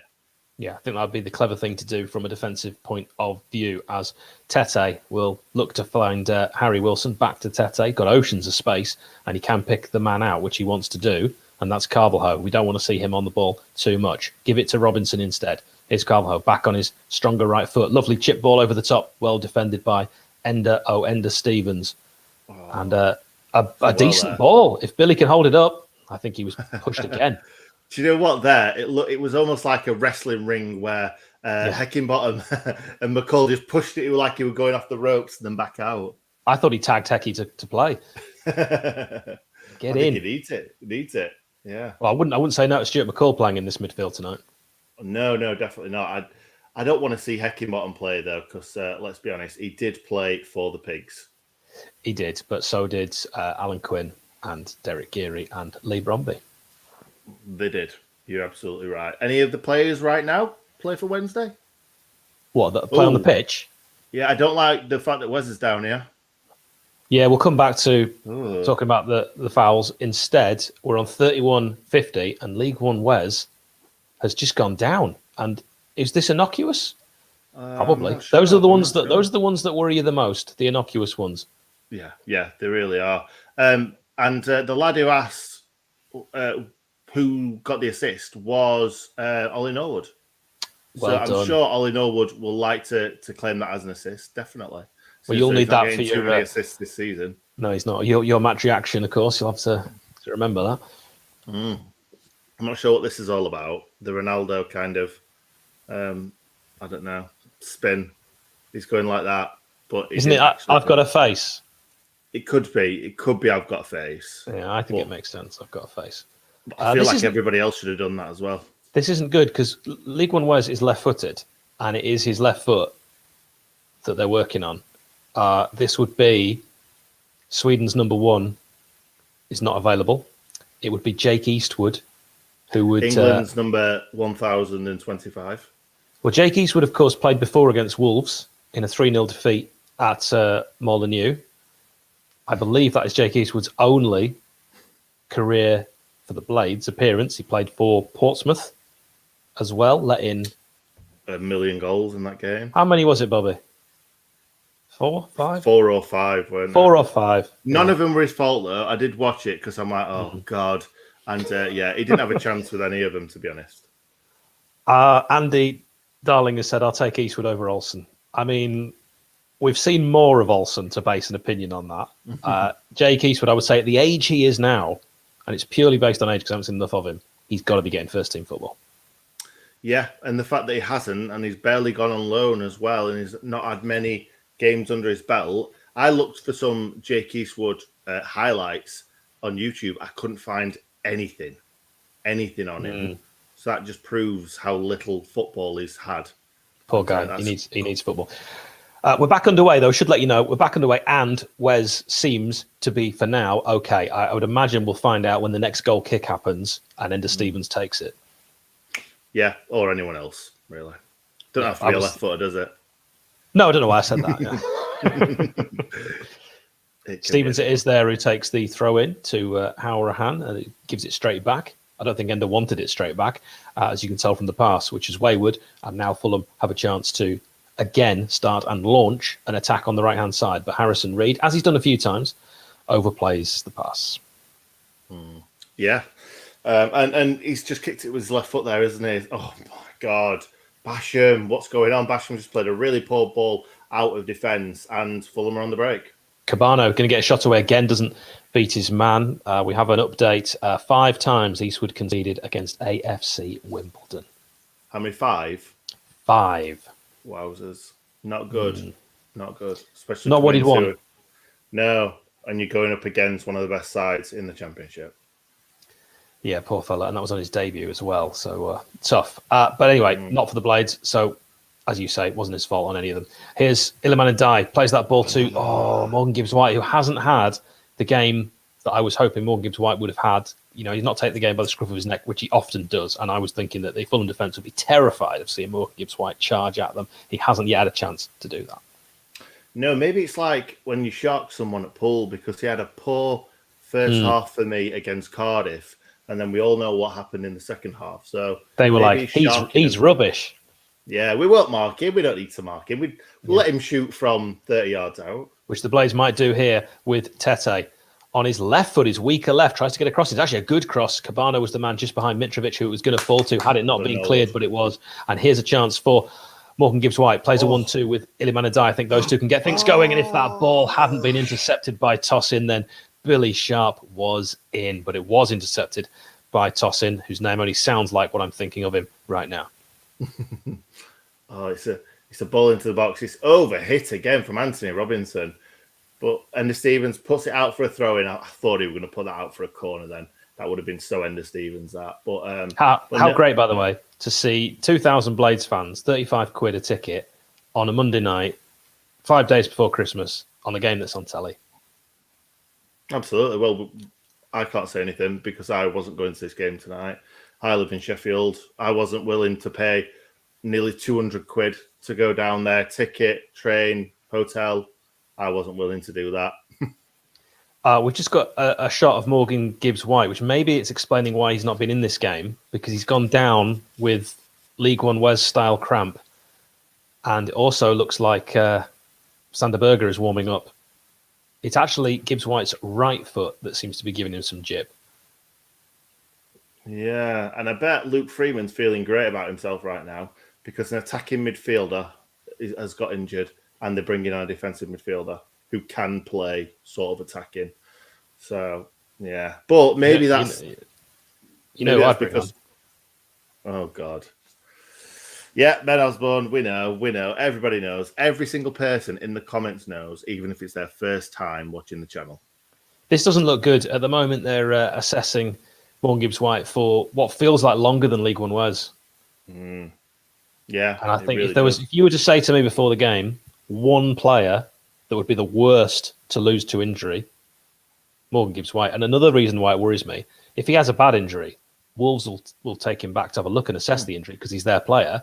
And then it might just be easier for them to say, well, he's here now. We'll treat him and then end the loan. Yeah. He's walking off by his own steam. That's encouraging. Yeah. But Sander was taking all his clothes off. That sounded weird. He was doing the full Monty at the time. Was he? Was that a fever dream or did that just happen? He got the lot out. Wow, I missed that, and so did I think everyone else, but not in Nick's mind. So we're now with 10 men, as I said we would be in this game, and it's a chance for Fulham, who for some reason are going to benefit from that injury. They've still got the ball. Tim Ream, looking for options with his left foot, finds Anthony Robinson, who's seen so much of this ball on that left back position that he's currently operating in. Tossing, ignores Tete, goes for Overhead. Harris. Reed tried to get a little nick on that and lay it off to Wilson. And if it had worked, been very nice. Yeah, it would have been a lovely little bit of play. And it looks like John Egan's going to take the kick here. Does it? No, it doesn't. It looks like he was going to take Wes Fotheringham's kick, and now he's not. So I wonder whether Wes is going to play a short ball or if he's going to smash it long, and his left leg is absolutely fine. And it looks like a big boot. What's this? I want the news about MS Dhoni. What's going on? Do we care? I love MS Dhoni. I read his book recently. Well, you can also read about what's happened to him after the stream, can't you?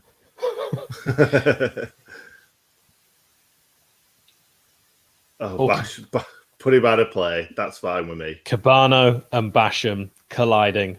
Only one winner. Yeah. When we collide, we come together. Absolutely. Okay. Have you heard about MS Dhoni? He is the greatest ever. That wasn't quite the breaking news I was expecting, but good to know he's all right. He's no Sachin Tendulkar, is he? In many ways. I don't know where he plays. Is he a wicketkeeper?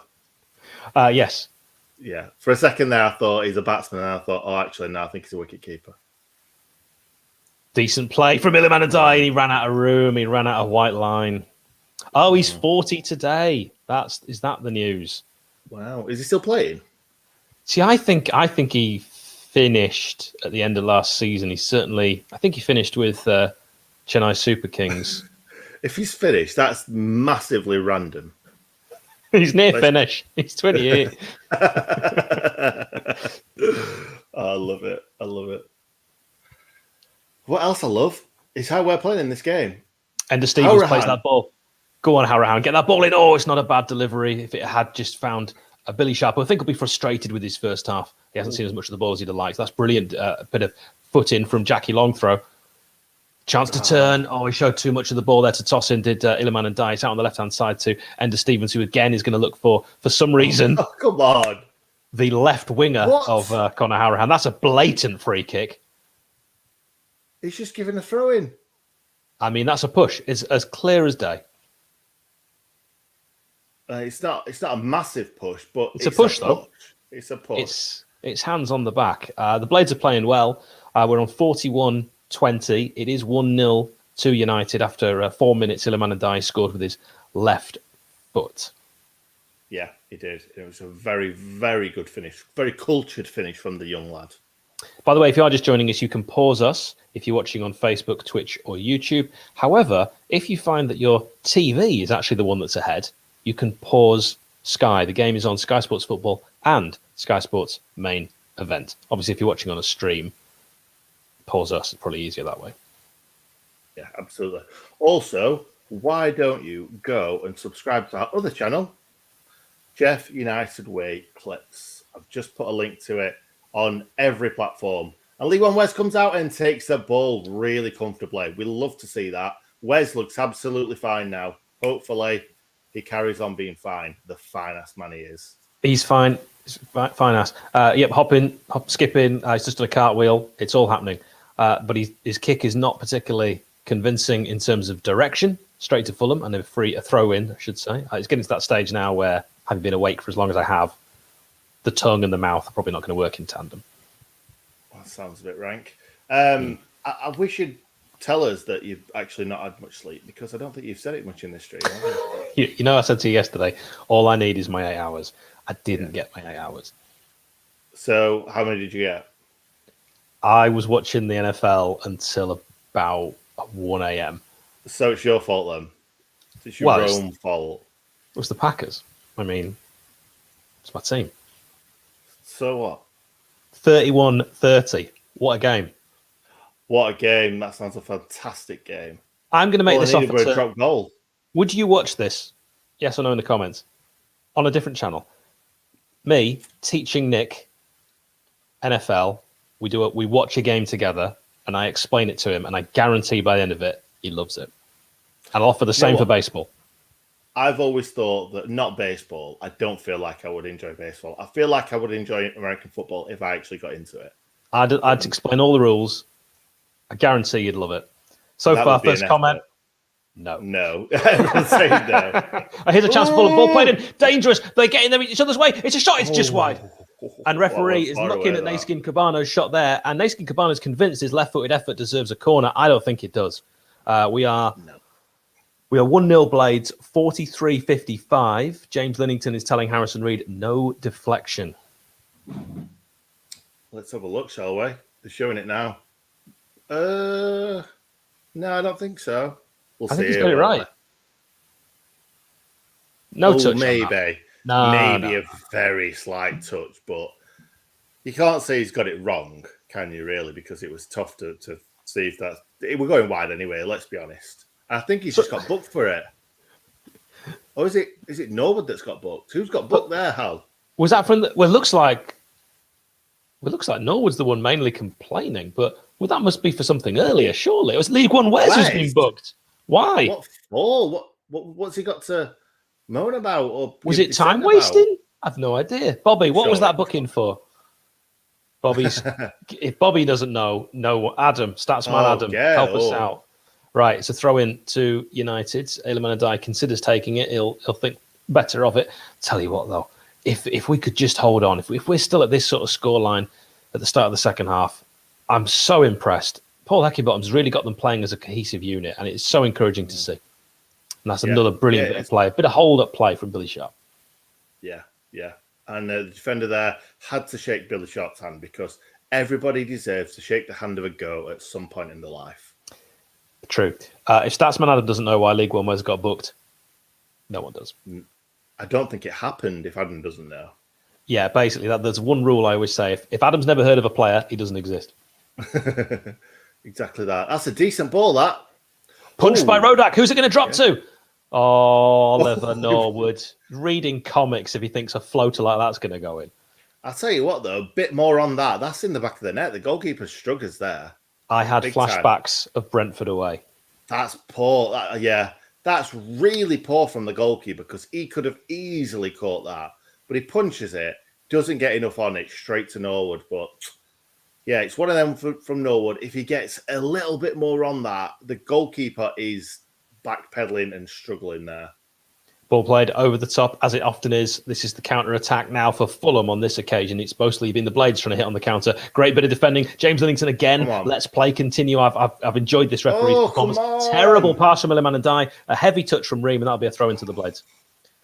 I do feel like in this game, Morgan Gibbs-White is struggling again.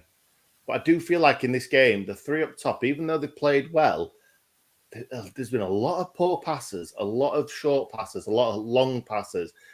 It's not been quite good enough because we could have been 2 or 3 up if some of the passes had just been a little bit better.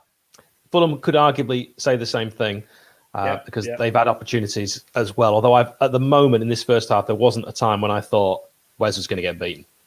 No, definitely not. And that was a foul, 100% foul from Bogle there. He's just blocked him off.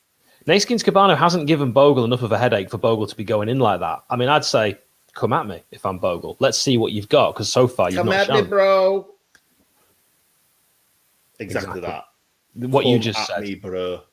Yeah, it'd be a worry about Morgan Gibbs-White, though. At the break, they'll assess Wes and Morgan Gibbs-White. Andy just making that point. You reckon he'll be off at half-time? I don't want to see that, although we might go more defensive. There was a comment earlier about would we love to see, from Jam, would we love to see Besic be brought on? And now that Slavisa Jokanovic has left, much more likelihood of seeing Mo Besic.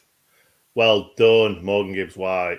Come on, Iliman, on your bike. Oh, he's not got on his bike at all. In fact, it's a static bike by the looks of that.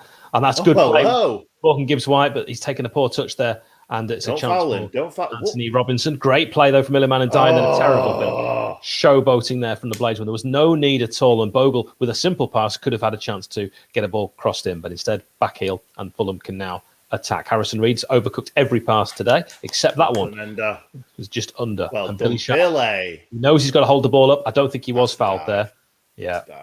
I think he knows it as well. And Harrison Reed playing that ball initially there to that guy, Cabano, that's it. Naskins. Could just call him that. This looks like a foul all day long on Chris Basham. Yeah, but you know why Bash did that, don't you? He got pushed and then he jumped straight back up because he knows that the ref's not going to give that. And actually, I think he ran the ball out of play there. Morgan Gibbs-White's not played well, has he? No, definitely not. He's overplayed at times. He's, like I said earlier, the passing's not been good enough. It's been short. Oh, that's a dive from Basham. I've just seen the... and then he runs it out here, doesn't he? He runs it miles out, and we've got away with... Oh, no, we haven't got away with one.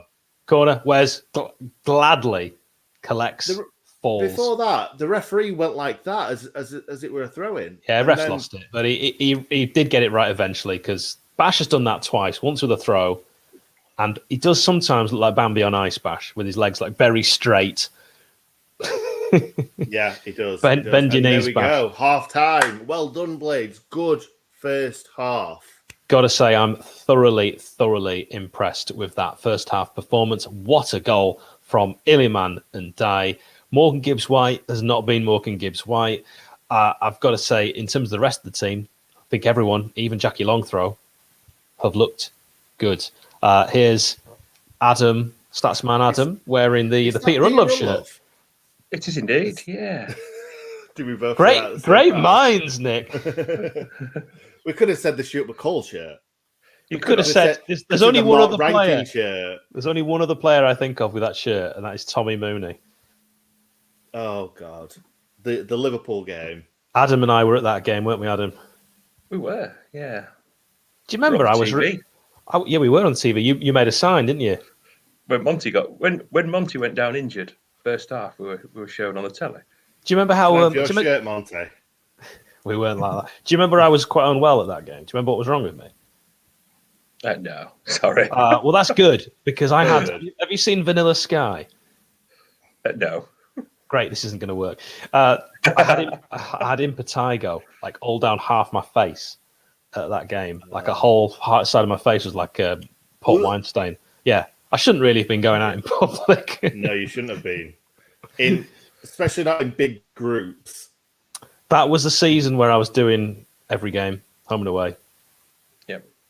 Long old season that was. Long old season. Adam and I picked the wrong season to do every game home and away. We ended up playing like 55 games. Two blokes from Stoke just going everywhere watching the Blades. Great season. Good season, though. Really good season to do. Yeah, triple assault, wasn't it? And ended up with nothing. It's been good today, hasn't it, boys? I've enjoyed that first half. Yeah, change the subject. Good idea. Yeah. Yeah, what do you make about him? I thought it was really good. What a goal from Ndai. You watch it back, and he's just run, and the finish is tremendous. Absolutely, the only place that could have gone in, really. That's what I said. Superb. Really shot. good goalkeeper as well. Really good goalkeeper. Yeah, that's really good. I was really impressed with that because I was also, even though I predicted a 2-0 Blades win at the start, I was fearful. And yeah, really. A fearful 2-0. Yeah, fearful. I never predict us to lose, as you know. So yeah, me neither. But it's the worst kind of win is that fearful 2-0. Massive shouts to Thomas. Hello, gents from sunny Australia. Missed kickoff, good goal. Well, hopefully Adam's just described it for you. And watching from Germany, ich möchte etwas essen.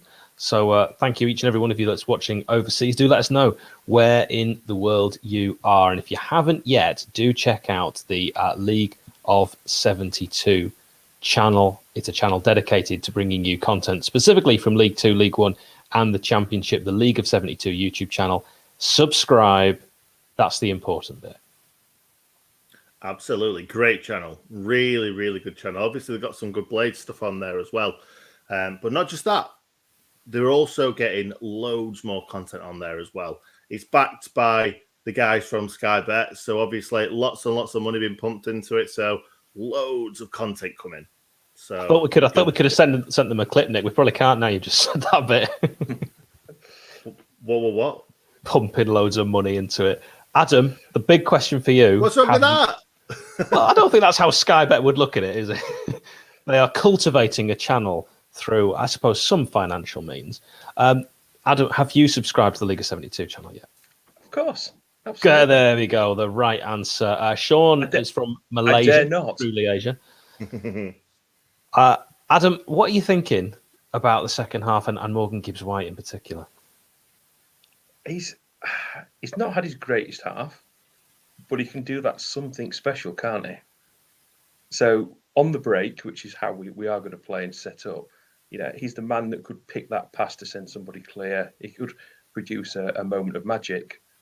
We've seen that with him, where he can drift in and out of games. He's not on it all of the time. So although he's not had the greatest of half, he only needs one opportunity, either to create or score. Agreed. We've kept them relatively quiet at the moment. It's a couple of moments, but it hasn't been the barrage that I expected from Fulham. I mean, don't they realise that long throw Jackie's playing? Well, they haven't tested him at all, and we did speculate in the pre-match that Mitrovic would kind of stick himself to Jackie Longthrow and try and turn him and twist him, and it hasn't worked like that. 3 at the back versus 1. Of course, when they break, that 1 can become Carvalho, Wilson, Cabano, and Mitrovic. Yeah, but I think the first 15 after half time is huge. I expect Fulham to come at us, and the next goal is crucial. I know it's an old cliche, but if Fulham get to 1-1 and they get one in the first sort of 15, 20 minutes of the second half, it could be a very different game. But the longer it stays 1-0 to the Blades, more chances are going to go. And we need to be clinical. And dare I say it, Ollie Burke on the break. Oh, yes. I think that works better than Billy. Billy hasn't been holding the ball up quite as Billy does, but there's been opportunities when we've seen flick-ons, and we've also saw a poor back pass from Tim Ream. Someone like Ollie Burke, when I say someone like Ollie Burke, because he's the only striker on the bench, Ollie Burke, I think there's, he'll get there. What he then does with the ball. Well, that's a mystery, isn't it? But to even himself. But no, I've been very impressed by this. I'm pleasantly surprised for a Monday evening. All right, what about this? Iliman Ndiaye, who has played there before, as the striker. Take Billy off, because he's not quite having his game. And then if Morgan Gibbs-White remains on, Morgan Gibbs-White could play behind, maybe get Sander Berger on for Billy. Possibly. Or Luke Freeman. I don't dislike that. Absolutely. Luke Freeman, someone with a left foot who can play on that left side of midfield, where we sometimes change formation to in-game. It could happen. And by the way, if you are ahead or behind us at any point you're watching this, you can pause us. So hopefully that helps you if you're watching in a variety of different ways. The game in the UK is on Sky Sports Football and Sky Sports Main Event. Thanks to all of you telling us whereabouts in the world you are. Adam, here's my key question for you, really. If Fulham score next and it's early biscuits in the second half, so within that sort of first 10 minutes of the second half, do Fulham go on and win? Head would say yes. However, Fulham have only 1 point this season from losing positions. Now, that was my next question, because you're the stats man. Now, Fulham have been on a bit of a weird drawing run, haven't they? Yeah, they have. I think they've had 3 1-1s and a 0-0. Yeah, so 4 draws. They weren't able to beat Luton, a team that I think they would have expected, certainly on paper, to get a result against. By that, I mean 3 points. And also, they're a team that they're certainly dangerous on set pieces. 11 goals from corners. And yet, for some reason, we've seen them today play a lot of short corners. Has that surprised you? It has. It has. I mean, looking at our back line, if against Jack Robinson, that there is a chance to win. Mitrovic you'd expect to win 90-95% of headers in the air against him. And that's no disrespect to... that is disrespect to Jack Robinson. It's not, because Mitrovic wins the majority of headers against top quality centre halves as well. Let's be fair. That's where he's strong. He's also very naughty. He's a very intelligent centre half. He is, but naughty. He sort of leaves the boot in. He leaves the arm in. Very intelligent fouling. Well, let's talk about fouling, because I think that this is a game where the referee James Linnington from the Isle of Wight has let, as much as he can, the game flow. Have you been impressed with his refereeing performance, or is there a party that thinks he's let some really strange things go? as long as it's the same for both sides and it's consistent, I've got no problems with it. I think Has it been like that push towards the end, which I thought was a blatant one on Howrahan? he missed that one, but his go-to has been let the game flow, Which I like, always with a ref. But there was an instant, I think it was about 10 minutes in, there was a foul on Billy. He tried to let it go for 5 seconds, then he brought the play back. That's what you want to see from referees. It's spot on. Is anything going to materialise from it? No, bring it back. It's the right thing to do. I mean, I don't know why he booked League One Wes. It's really annoying me. But you don't know. Wes is being booked. No, that I don't know. No, I've been looking at sort of all the other sites to try and find out what's happened, and it just says booking for Wesley Foderingham, Sheffield United. You get the official line, but I don't know why. It can't be time wasting. It can't be arguing. I don't know what he's seen. I mean, I really don't know what I've seen, but there we go. I don't think anyone did. That's probably why you've not got an answer from that, because it was so quick. And if you've listened to the commentary and you don't know, I don't think anyone's going to know really, other than the referee. Well, I'm listening to you two boys anyway, so I've muted my TV. So, my guy. So I missed the yellow card because it was Hal blabbing on about some irrelevant American sport that he wanted you to watch. So if we'd be concentrating on the game, we might have found out what the situation was. But MS Dhoni as well, who doesn't even play cricket anymore. No, he was 40 earlier in the year. I was just getting Hal going on that. I was just speculating. But what have you thought to it then, Nick? Happy with it? I've really enjoyed it. I've really, really enjoyed it. I think that you can tell Fulham haven't won many games recently because they're overhitting everything. The football's not as slick as we saw earlier in the season for them too. And that's playing into our hands, really, because we've not got the best defence, but we're certainly, obviously, we're finding us feet defensively in the last few games. And yeah, I think we've been great today. And Jackie Longthorpe, I was hearing you, even though I wasn't on screen, I was hearing you badmouth him constantly, Adam. Not sure about that. Poor Jackie Longthorpe. I get Hal going with it, and I said what I said was Mitrovic. You'd expect Mitrovic to win 90% of headers against him, and that's no disrespect. It isn't a disrespect. They've not capitalised on it. That is where, if I was a Fulham fan, I'd be expecting, why aren't we putting to Mitrovic against Jack Robinson at centre back? And it's just simply it hasn't happened. That's yeah. And the thing is, they need to get around him, don't they? I'm not trying to give them ideas. Obviously, they're not going to be listening to this. But when the ball's been played up to Mitrovic, we need to get players around him to feed off him. And it feels like he's kind of all on his own at times. But that's what we want. We want to see him all on his own because we've got 3 capable centre-backs looking after him, except for that Egan one where he just got the wrong side of him and he went through and had a shot wide. Was a bit... I wasn't expecting Egan to lose focus that much because he quite comfortably just kind of sent him the wrong way, if you like. Yeah, he's had a couple of... John Egan of this season has been prone to the odd error like that, which... you kind of accept it, and we've got away with it. Earlier in the season, we were getting punished for it, but maybe it's time that the tide's turned and a little bit of luck is going our way because... You guarantee if that had been 4 or 5 games into the season, that nestled in the bottom corner and everyone had been, here we go again. So, you take it while you can. You do. And in the Championship, I know that is still Mitrovic, who is one of these kind of Darren Huckabee players for me. Too good for the Championship, not quite good enough for the Premier League. Sat right in that middle point. And, you would expect him to put that in the back of the net. But at the same time in the Championship, I know this season we've given a lot of chances away and teams have scored, but in the Premier League, you get punished by chances like that. And in this league, not as much. Exactly. Yeah. Exactly. Look on the screen right now, Adam. Mike Whitchurch. According to the BBC, Wes was booked for time wasted. What do you think about time wasting in the first half? Well, how can he be booked for time wasting when the Fulham players were surrounding the referee looking for a corner? So if that's... I speculated that it was time wasting as well, and it's nonsense. It was less than a minute. Yeah, but the Fulham players were asking for the corner, and he was explaining to, I think it was Deco Cova Reed, whatever he's called. He was explaining to him the reason why it wasn't a corner. He didn't see a deflection, and then it's not even on the pitch, Adam. Deckard over Is it? Oh, I don't know. You see, I've been listening to you guys instead Fair of listening enough. to the commentators. Yeah. But yeah, You're listening to me never mention his name. Yeah, but he's. I just thought it was.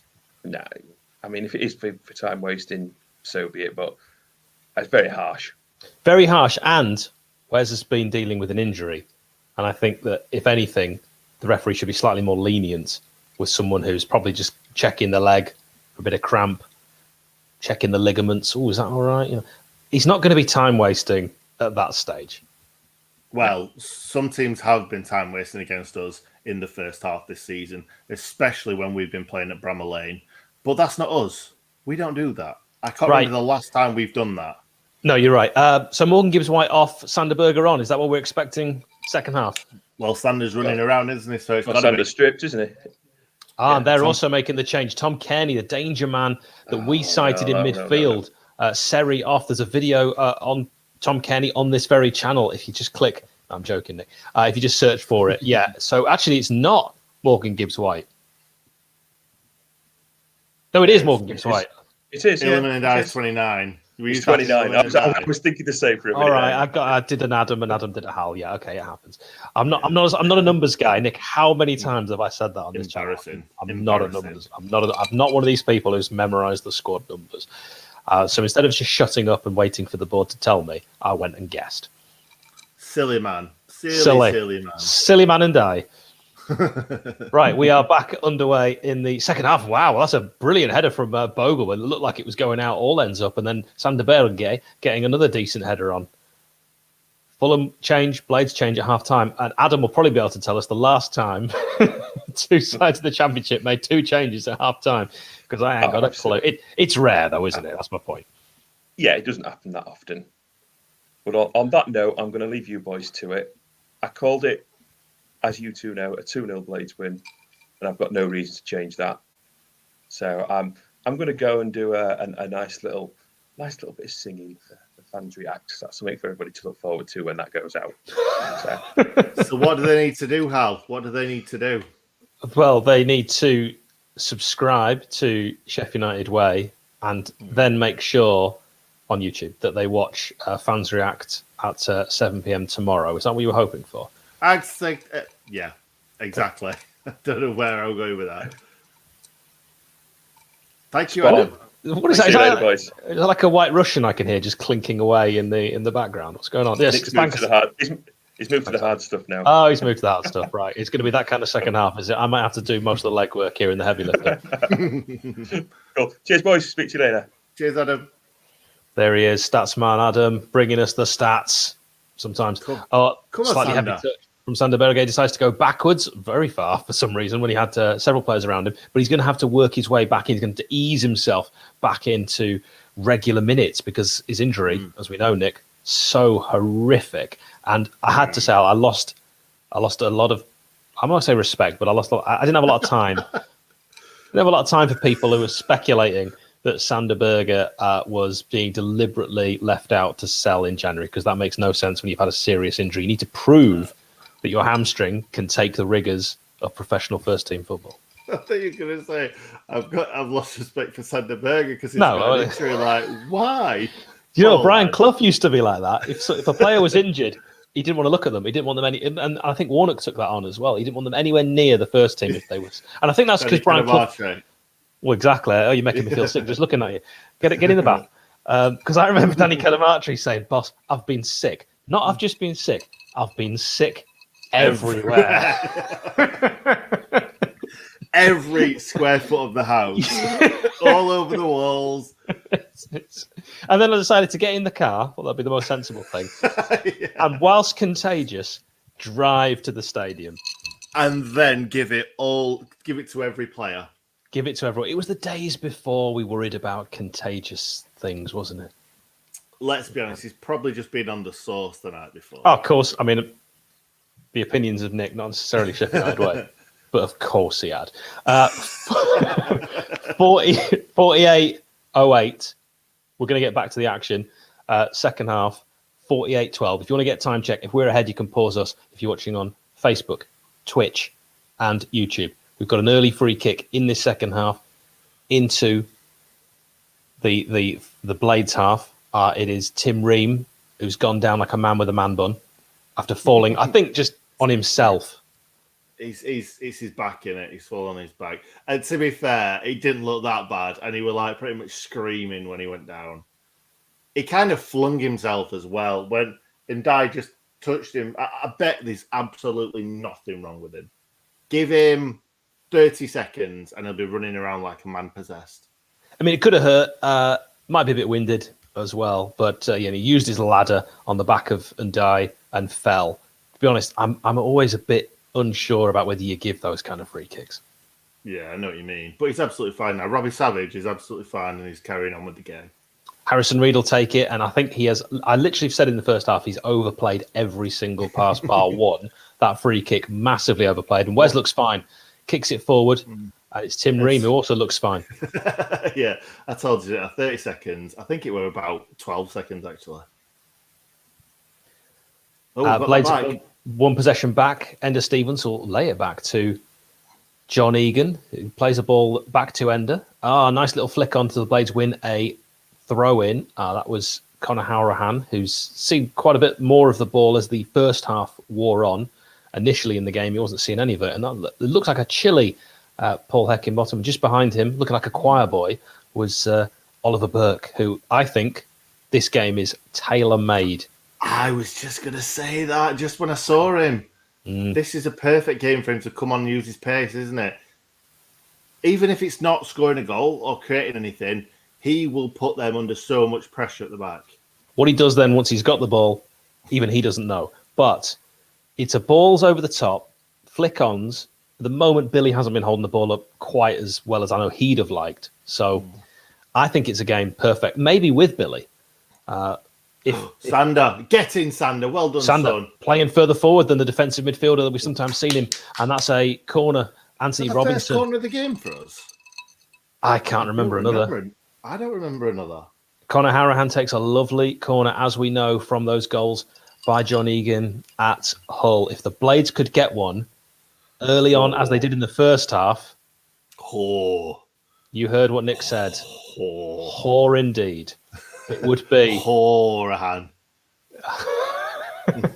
I've heard him pronounced a lot of different ways. It's going to be taken from this right-hand side. Oh, it's not bad. It's going to take any kind of deflection. There was no Blade anywhere near it. 3 Fulham players around that. No one at the near post. Really odd, that. Really odd. And that's a weird looping deflected cross. Yeah, it took a massive deflection, the Jayden Bogle cross. Egan's going to say, I'll just watch that one out. No, I won't. I'll kick it out. Yeah, with his left foot. That wasn't. He's no good, is he? With it, no good with his left, is he? You wouldn't want him using that regularly. To be fair, you could say that about Ender Stevens as well. You could. I won't. Yeah, first corner. It was the first corner. That's crazy. I'll tell you. He's got a cracking left foot. Ryan Giggs. Yes, but I was thinking Andre Kanchelskis. I don't even know if he was left footed. He was right footed, definitely. Yeah. It's just the first player that came to mind. You were trying to think of all footballers in the world who use and you're out after one. Oh dear me! No, I was just trying to think of some. I know. I'm going to say Morton Gams Pedersen, but I think he was right footed as well. He's had a mare here. He knows what I was going to say. Just doesn't want me to say it anyway. Blade's trying to win more ground here, but it's going to be a throw into Tete for Fulham on this. You were going to say Max Lowe, weren't you? Best left back in the Championship. Yeah, he is. Crazy that. But at the same time, he played an absolutely fantastic ball against that Gibraltarian team, didn't he? Europa point. Yeah, Europa point. From there on, should have had him left back straight away. Saying that, he probably wouldn't have been as good for us as he was for Forest. Probably not. I think he works better in a 4. But then he would have had a chance to do that under Slav. Could have been all so different. Slav's still in the job. Blade's top of the league. We'll never know. Neskins Cabano. First decent ball he's put in the whole game, and it's met by the bonce of Mitrovic, but he heads like a 50p piece, and that goes straight into the Fulham fans / neutrals, and it is still 1-0 Blades. Yeah, absolutely fine with that. It's an half-decent ball, but it's a difficult one to head in the back of the net. But if anyone can do it, Mitrovic can do it. little bit of a knock on Jackie Longthrow there. I love him. I love Mitrovic. I love what he does. The dark arts. The dark arts, exactly. Cheating. I don't like. I don't like Fulham fans waving these stupid fan things about. You can see them just white shapes just going all the time. It's not good. It's very Reading. Yes. Well, it's very Fulham. It is. It's very Fulham. It's very Reading. I saw our friend Nathan Hemmingham, or as many people call him, Ernest Hemingway. He put the pictures on Twitter of these clapper things, and he actually said there'll be plenty of happy clapping tonight. Hey, good one. Good one, Nathan Hemingway. He's a great guy. Great guy, Nathan Hemingway. He's a good bloke.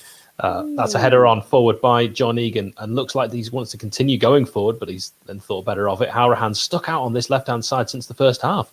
I tried to chip that ball back into Billy Sharp, but it was well read, and Norwood's not going to win that. And neither's the defender there, and that's going to be a given away free kick. Jackie Longthrow, I think he looked every bit the agricultural defender that I think he is there. Yeah, absolutely. But I don't think he's put too many feet wrong today. And I think he did the right thing there by stopping him, because we don't want Harry Wilson getting away there. Scouse on Scouse action. Is he Scouse? Harry Wilson? I know he's from Liverpool, but is he Scouse? I don't know if he is actually. Heard him speak? No. He plays for Scotland?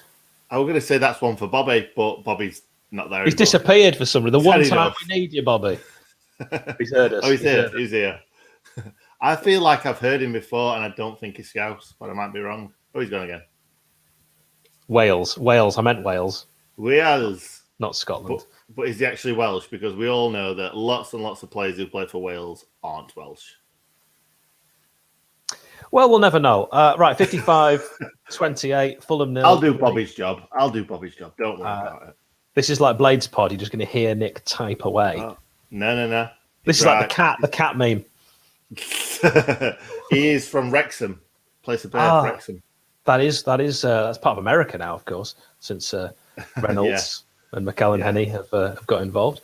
Right, let's get back to the action. At the moment, you've not missed anything. It's Fulham passing it around at the back, and probably an overhit pass from Harrison Reed. It's landed perfectly at the feet of the Welshman, which we knew, Harry Wilson. Yeah, and Jackie Longthrow's brought that out really well and started us on an attack. Billy Sharp falling over his feet for the first time today. Maybe not. Just everyone I know from Wrexham, which is two people that I met at uni, both supported Liverpool. So, okay. It's not too far, I suppose. It's not too far away. It's the biggest team around them, probably. Wrexham, they'll be a big team soon. Hopefully, it'd be nice to see Ryan Reynolds going up against kind of Roman Abramovich and all those. I don't think he's quite as rich as those guys, though. I saw Roman Abramovich's yacht in Gibraltar, and it was enormous. Did he have an enormous one? He had a yacht on the side of the yacht. Oh, that sounds amazing. But Iliman Ndiaye's through. Chance to break. It's the wrong ball. He had a chance to play Bogle in, and he absolutely telegraphed that pass. And now Naskins Cabano can break for Fulham on 57.04. And he, as Nick has said, Nick's not having any of Naskins Cabano. If Nick's scouting tonight, his report is Naskins Cabano. 7 rubbish. No. We saw a load of scouts, didn't we, at a game? The Southampton game. Do you remember? Yes, we did. So, what's happened to your camera? I don't know. Am I the one drinking? Is that why you look blurry? It must be. What's in this? What have you put? Is this straight vodka? I've gone blurry for a second for some reason. Hopefully it comes back. Put your drink in front and then... there we go. We're back. We're back. I haven't touched alcohol for absolute ages, and I thought that's what it must be like. Yeah, I don't think that's the only thing that you get from drinking alcohol. Oh, where's Sander Berge trying to have a shot past Wes? Having to work for that one, League One Wes, as Sander Berge played a really long ball back to Wes. Totally unnecessary. Sander's done that twice. He's turned backwards when he's had opportunities to go forward. Always play the way you're facing. But let's be honest, he has been out for a while, hasn't he? So he's a bit rusty. He's trying not to kind of lose the ball too much, I think. But I've already said that. All right. Calm down. When did you say that? I said we've got to ease him back in, so we'll let him off. But That were now, ages ago. That were Yeah, and ages ago. so I've let him off, and now he's made a mistake again. The let off has gone. The let off, that's not enough time. It's football, That's just Nick. not It's enough what have you time. done for me lately? That was an opportunity there where the ball should have been headed back nice and Yeah. comfortably to League One Wes. Instead, taken down on the chest and cleared to no one. And Tete is going to bring that ball back forward on this right-hand side. Fulham then going to come inside to the captain, Tim Ream, on his stronger left foot, the American. Yeehaw. Here is Naskins Cabano, now back onto his right. And now Tom Kearney, such a dangerous player. He can cross with both feet, goes with the left. Does that take a little nick? No, I think It that's a definitely goal. doesn't take a little nick. It was a terrible ball. He knows it. He absolutely knows it. Rubbish ball, If especially on his you- left as well. Are a Fulham fan, welcome. Let us know your thoughts on the game. And Nick's particularly interested in your thoughts on Naskins Cabano. I'd get Luis Boamorte on. I don't need to hear anyone else's take on Naskins Cabano.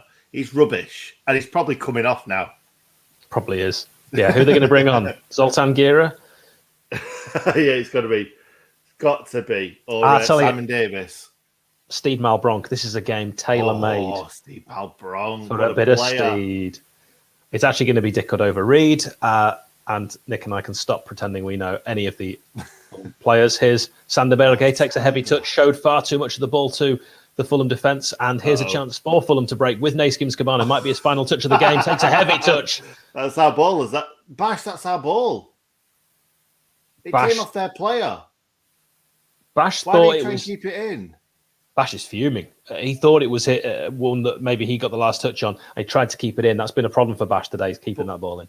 Cabano, that came off Cabano, so I don't know I why. think he Bash kept is that in trying to keep anyway. it in. You know what? Oh, well, Referee, part of me thought he might have given a free kick for that. But anyway, it couldn't possibly be a free kick. They're now making that change, but it's actually Carvajal who's gone off, and Bobby D Cordova-Reid on the Jamaican, probably from Wrexham. I don't know where he's originally from. Bristol, I think. probably. There's actually a lot of Jamaican players that also from England, like for instance Robbie Earl. Antonio recently. Yes, Mikel Antonio. Yeah. Yeah, I was gonna- Antonio went from being English to being Jamaican within. I was going within a like bit further back. Let's go back to the 98 World Cup. I don't think there's any need to do that really. When you could just talk about someone current. Good defending from Ender Stevens. Not only did he win the ball back, but he also wins the throw-in on this left-hand side. Ryan has 61st said... minute, Hal. 61st minute, and it's still 1-0.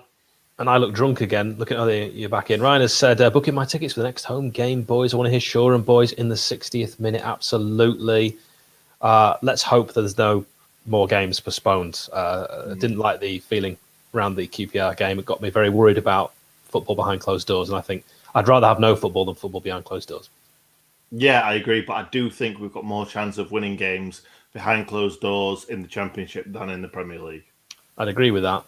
The only benefit of games behind closed doors is we get a hell of a lot of views for watch-alongs. Yeah, we do. That's a great point. That's a great point. I mean, we're talking 8,000. So financially, because we've not had a single super chat tonight, No, we behind haven't. closed doors was an absolute boon for this channel. Yeah. If you want to give us some money, though, you're more than welcome. Chance for Fulham. Oh, it's a block on the edge of the box. Can it be cleared? Blades now starting to just be a little bit lax in possession.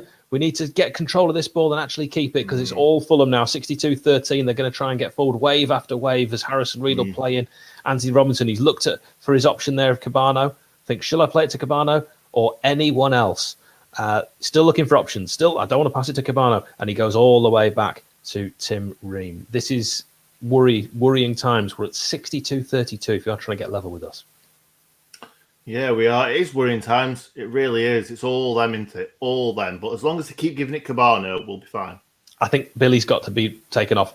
Not his fault, but he's not seeing any of the ball, and his game isn't pace, and it's balls over the top. This is all we're really going to play. Someone with the pace of Burke. But I don't personally think Hecky will do that because we've only got one striker on the bench. Yeah, but bring him on. Get him on. He's got the pace to burn. We want to see it. Well, people would say, what have you got to lose? A 1-0 lead. So at the moment, with the team No, as but you're it not going is... to lose it up front, are you? You're going to lose it at the back. And that's a great ball to Billy. Oh, it's a Ball poor touch from together. Billy. Very poor. Sander Berge playing much further forward than he That's a normally foul. does. And he is We've got brought down by Harrison Reed. Great position to get foul in as well. Great position.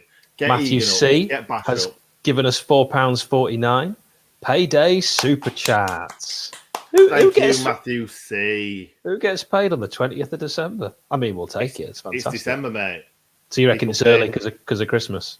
Yeah, I get paid on the 22nd, and normally I get paid on the last day of the month. Oh, Bobby nodding away. All right, Bobby. Got a job. Suddenly you know when everyone gets paid. Oh, I like that.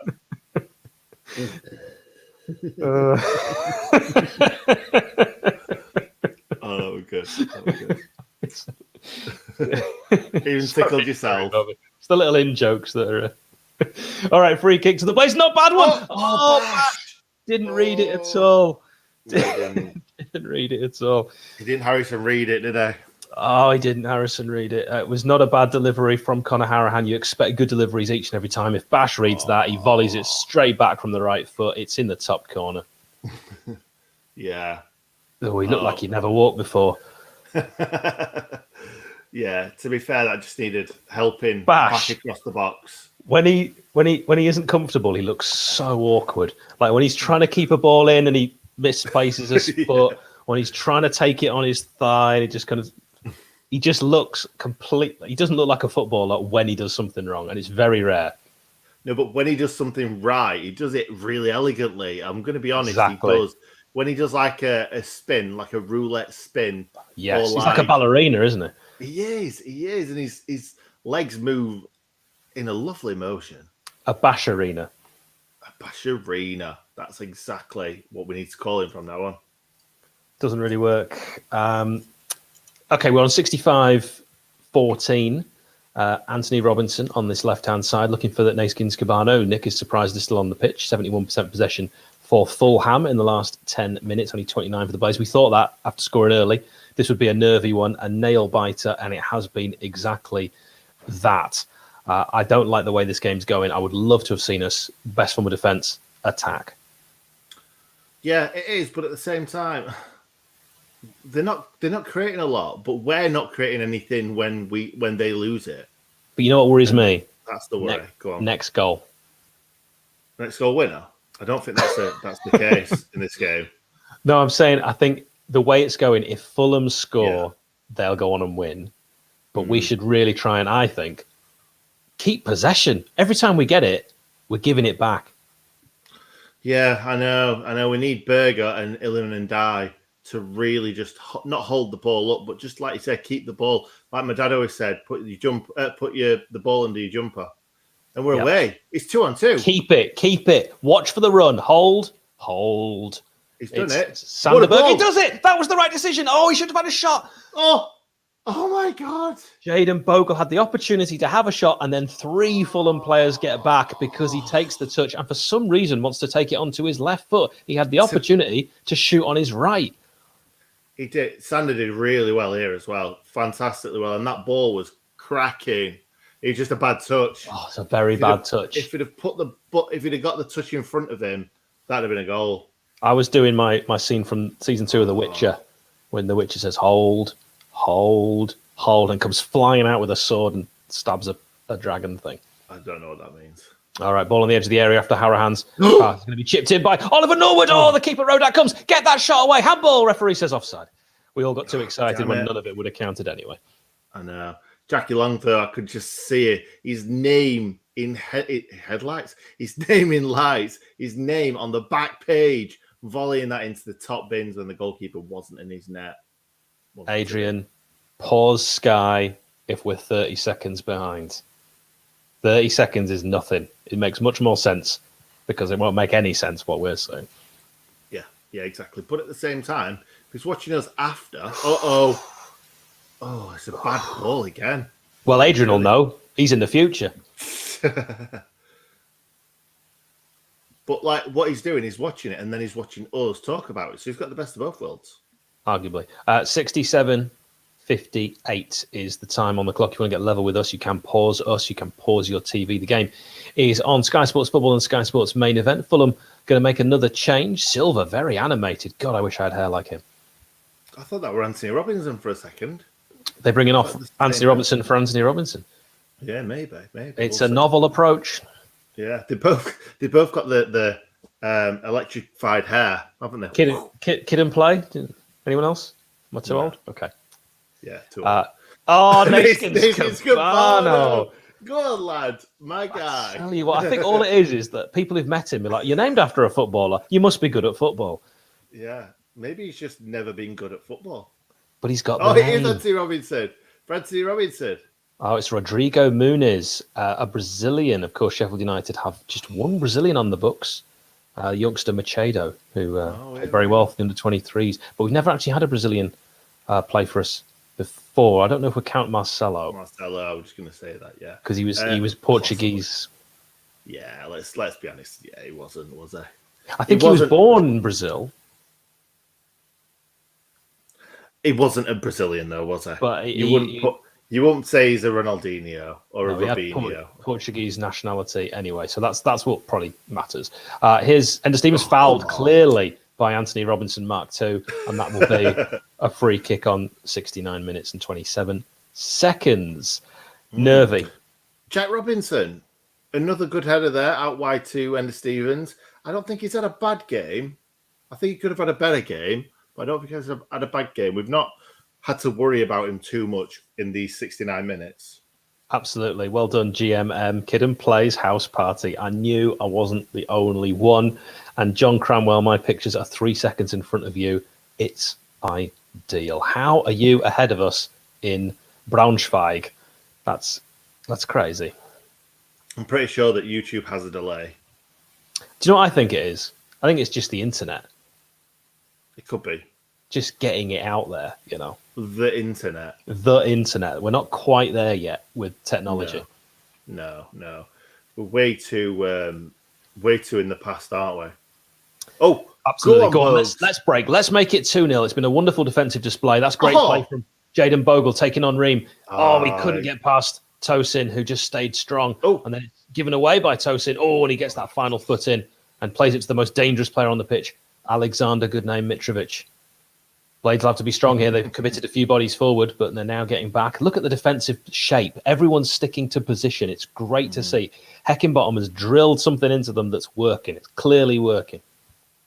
Yeah, absolutely. Does it remind you of the Kevin Blackwell era a little bit, where he's a very good coach and he coaches them really well after having Robson, who was a big manager at the time? It just feels very, very similar.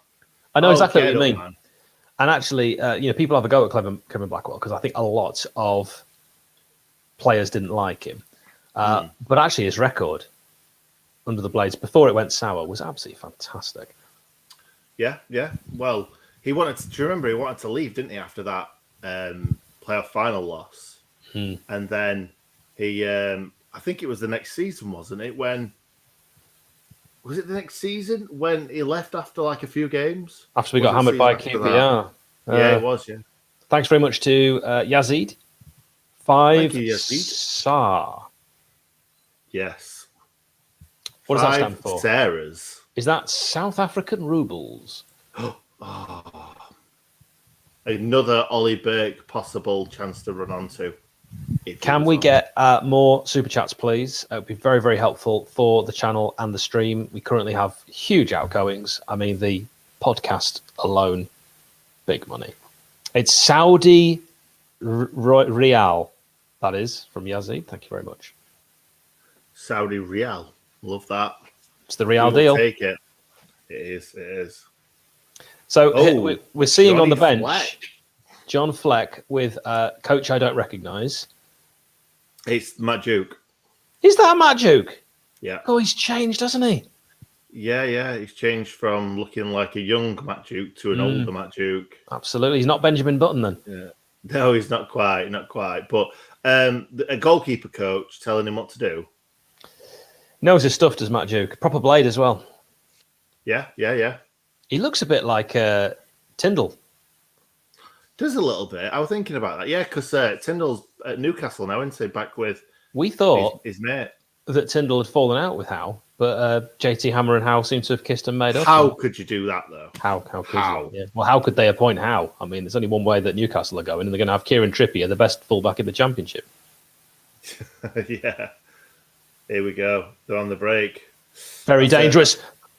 Ball into the box. Chance for Fulham. Oh. Is it going to break on the edge of the area to Wilson? It is. Naskins Cabano jinking. This way, that. Right foot, left foot, crosses in. No danger at all. I mean, he has looked absolutely dreadful up until the 73rd minute, and I'm not saying anything after that. Oh, even the 73rd minute, he was rubbish. Oh, I know what you're saying now. I get you. Not saying it because Yeah, I know. don't want to jinx it, but he's had a bad game. Right then, when he got that ball on the left, I'm like, oh, God, I know what's going to come here. Free kick. James Linnington giving it the other way. Tim I Ream. think it's because he's handballed that. I think he's not given a free kick, and then Billy Sharp's fallen on it with his hands. Hard to know what Billy said there, but I don't think he agreed. I don't think it's that hard. No, it's not that hard, but we're not saying it on this channel. Even though we're on the late night version, we're past the watershed. It can be watched later. So, oh, that is true story. True story. We might have to put a 17. Oh wait, that's the ball into the box. Cabano keeps it alive because really well, and it's played on the edge to Mitrovic. Can he turn? Turns one, turns two, gets a shot away, and it's saved by Wes Fodringham. It's actually not a very good shot, that. On his right foot as well. Yeah. Very poor shot from Mitrovic standards. Watch this. It goes literally straight down his throat, pretty much.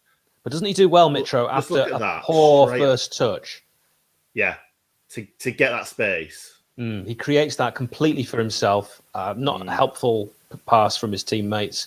But he does really well, and that's the sign of Mitrovic. Then that's a poor pass from Tosin. It's an opportunity for the Blades. But we've got to keep possession. And I think he's left one on him there, Oliver Norwood. Yeah, I do. On Reed. But we don't care. No, Livingston's going to let it go as well. Give it. Yeah. Oh, this is great skill from Jaden Bogley's offside, surely. Oh, just shoot, man. He was offside. I mean, there's no VAR, so it's not going to count, even if it had gone in. Great feet, though, from him. Great feet from Bogle. Decent feet from Iliman Adai. If he was offside, Iliman Adai, I think he should have checked his run. Yeah, definitely.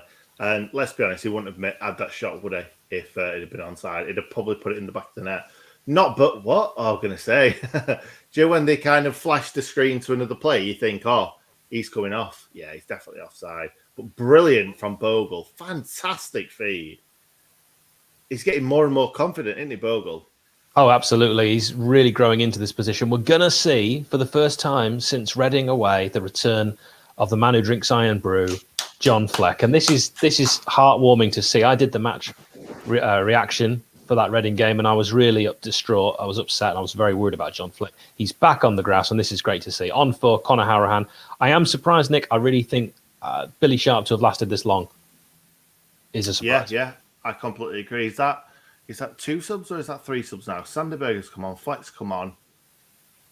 I think that's it, isn't it? So we've got one more. So Sharp may come off for Burke at some point. I thought he'd have come off by now, though, to be honest, like you say. Sharp's trying to put himself about, though, wasn't he, there? He's trying to show, I can still do something in this game. Maybe we wouldn't have all thought that Sharp or Jackie Longthrow would have lasted the full 90. That's great play. Iliman Adai strong under the challenge from Harrison Reed. Can he get another shot away? Plays his man in. Yes, it's in. Is it offside? Billy Sharp, it looked it, and that's why I wasn't overexcited. He's made a good run, though, and I thought that being Billy Sharp, he would have been onside. Great play from Iliman Adai in that build-up. We're on 77 minutes. Oh, yeah, he is. Yeah. Just didn't come quick enough to do it. That's a great finish from Sharp, though. Great finish. And that's what he's still got, and that's why he's being left on, because if you put the speed of Burke with the finishing of Sharp, well, he wouldn't be playing for the Blades. Oh, Illiman's coming off. And that's probably a good idea, to be fair. Yeah, I mean, I can't remember the last time Illiman didn't get substituted at some point. I think one game, he's played 90 minutes, and for the last 20 minutes, he wasn't really making any runs. And your boy's on. Yes, here we go. Ben Osborne. Time to shore it up. But also, he's got that technique where he can just take a ball past a man. Yeah, absolutely. He's got it all. Let's not say that. Let's not go there. Hal's gone. My TV said it was about to turn itself off. It had been standing idle for so long.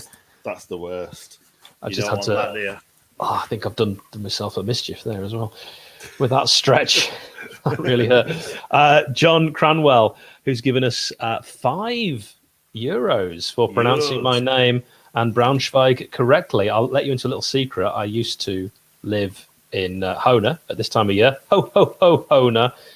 with Bobby in the background as my not too distant neighbour. So we know the area. Bit weird. All right. Living somewhere and having a neighbour who's now your friend. I'm sure that is weird. I think that's exactly how friendships work. Right, ball played in the box. Oh, it's a coming together of bodies, but Tosin stayed strong and stood up on Ben Osborne, who went down like a sack of people. Sack of people. He yeah. went down like a sack of a person. A sack of a person, yeah. Yeah. Ben, the engine that can. Mate, there's 12 minutes. There's nearly 11 minutes left plus stoppage time. James Linnington adds on at least 6 minutes here. Here's Naskins Cabano. Can he beat his man? He's actually done well since the last pass. Maybe he needed that confidence. He's beaten himself there. He's done an unlove. And he's done well to find Tom Kearney, who every time he's on the ball, my heart stops. Kearney and Wilson not really helping each other out, but some very poor movement, particularly from Wilson. Back to Naskins Cabano. Looks for the option of Ream on his left foot. Going to take it onto his favoured foot. Plays it back into the middle. Seems like the impetus has died out for Fulham there. They had the opportunity to get the ball into the box. Yeah, they did. And it's better football, though, from them. They're not overhitting passes and kind of taking big touches. They're actually finding feet and passing and moving quite quickly. Please don't forget to like the video, but mainly we need super chats to help with our running costs. Also, if you'd like to be a member, hit join on YouTube and you'll get access to content before anyone else. You've got the tax dodging, round dodging freeloaders, and you've got the wonderful members. And we need to see a little bit more super chattage, don't we? Big time. It would really help. Super chattage from now on? No, I'd rather you not do that. Right, okay, fair enough. Let's move on then. Okay, I'm super tense. I don't know about you, but we're into the final 10 minutes of normal time. We're into 80 minutes and 18. If you want to try and get level with us, the game is on in the UK, Sky Sports Football and Sky Sports main event. Fulham, again, looking to try and get in there, and he felt like if that ball had dropped to Wilson, he would have had options left and right, and that's a really poor touch. I think Ben Osborne tried to take it in his stride, but it hit his heel, and it's bounced back. United need to keep possession. Yes, we do. We do. Because we're not having any possession, are we, really? Every time we get it, we are trying to find a pass and it not reach the man. And Not reach the man. It's not quite good enough, but this is danger. Bobby D could overreach. It's a great ball in. Any touch on this? Ball onto Naskins Cabano. Can he get his shot away? Oh, and Mitrovic just dived there. That is a booking. That is a booking for Mitrovic. That's an outrageous dive. Outrageous. He's tried to get a penalty there. Oh, he's like, I know he won't. John, top man, stationed in Hona at one point, serving our country.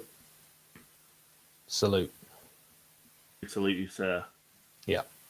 Here's a ball into the box and well read by John Egan. It's the hair. That's the difference I can tell between Jackie Longthrow and Egan. That's the only way I can tell because my eyesight's so bad.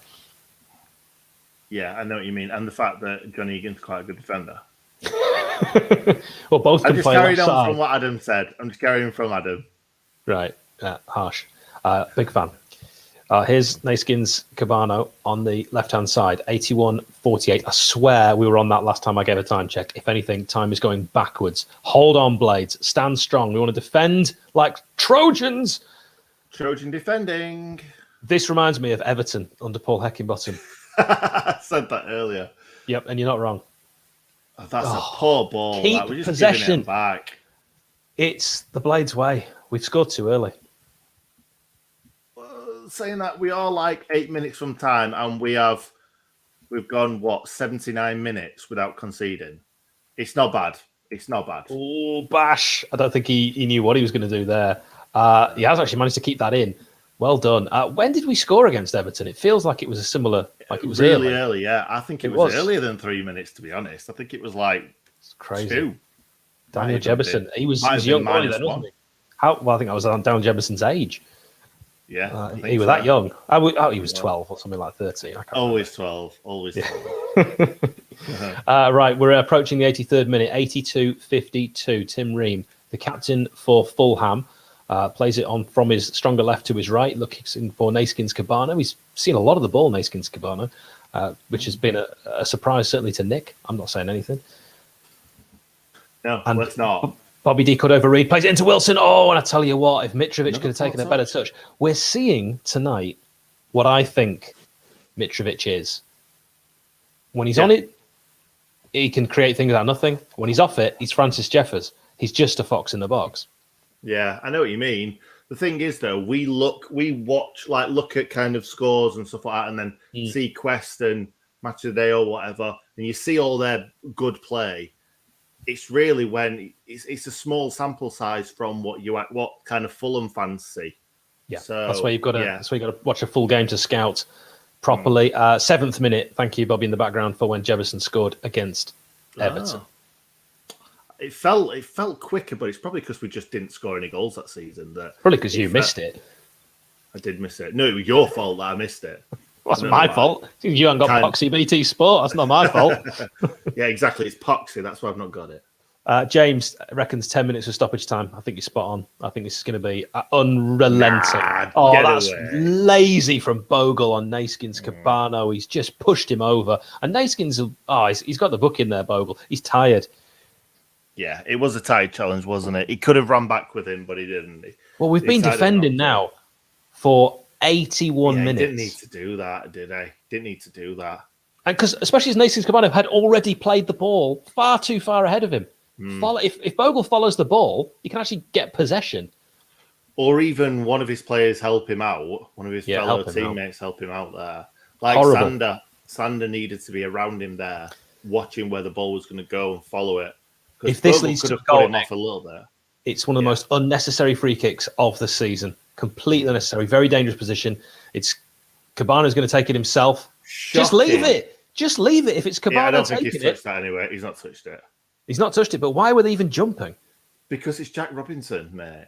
And Jack Robinson is not focused. He doesn't know where people are.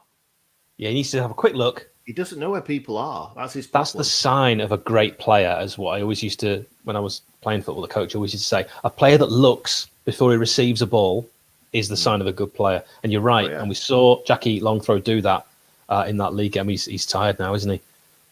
Or he's just playing for time. Bit of cramp, I think, from Jackie Longthrow. Yeah, you can. He's a big old unit, isn't he, Jack? Massive guy. When we met him at Luke, he's enormous. He's not really, though. He's not, no. He's smaller than me. There's Jack Lester next to Stuart McCall, having a laugh with Luke Freeman. Wonder what he's saying. Still getting paid, Luke. Yeah, exactly. Stop moaning. Yeah, it's payday, apparently. Yeah, it is payday. Only for that guy Bobby. Nothing in that. Referee's completely been conned there. That's the first time I've been very disappointed. No, actually, the push in the first half, James Linnington got that one wrong as well. But still, here we are. James Linnington famously does not give red cards, not given a single red card all season. Don't do it. Bogle's going to tell you what, Bogle's going to be in trouble if he does any more of this nonsense. Yeah, he will do. He's better than Cabanos. He doesn't need to push him over. He's just tired. Like you say, he's just tired, mate. And if we hadn't made all three subs, I'd say Baldock would have been on. Is Baldock on the bench? Yeah, we got Gorgeous George on the bench, back in business. Yeah, back with the white bands. Absolutely. Oh, here's a dangerous ball, and that's a chance for Bogle to get it clear. This is keep possession time now.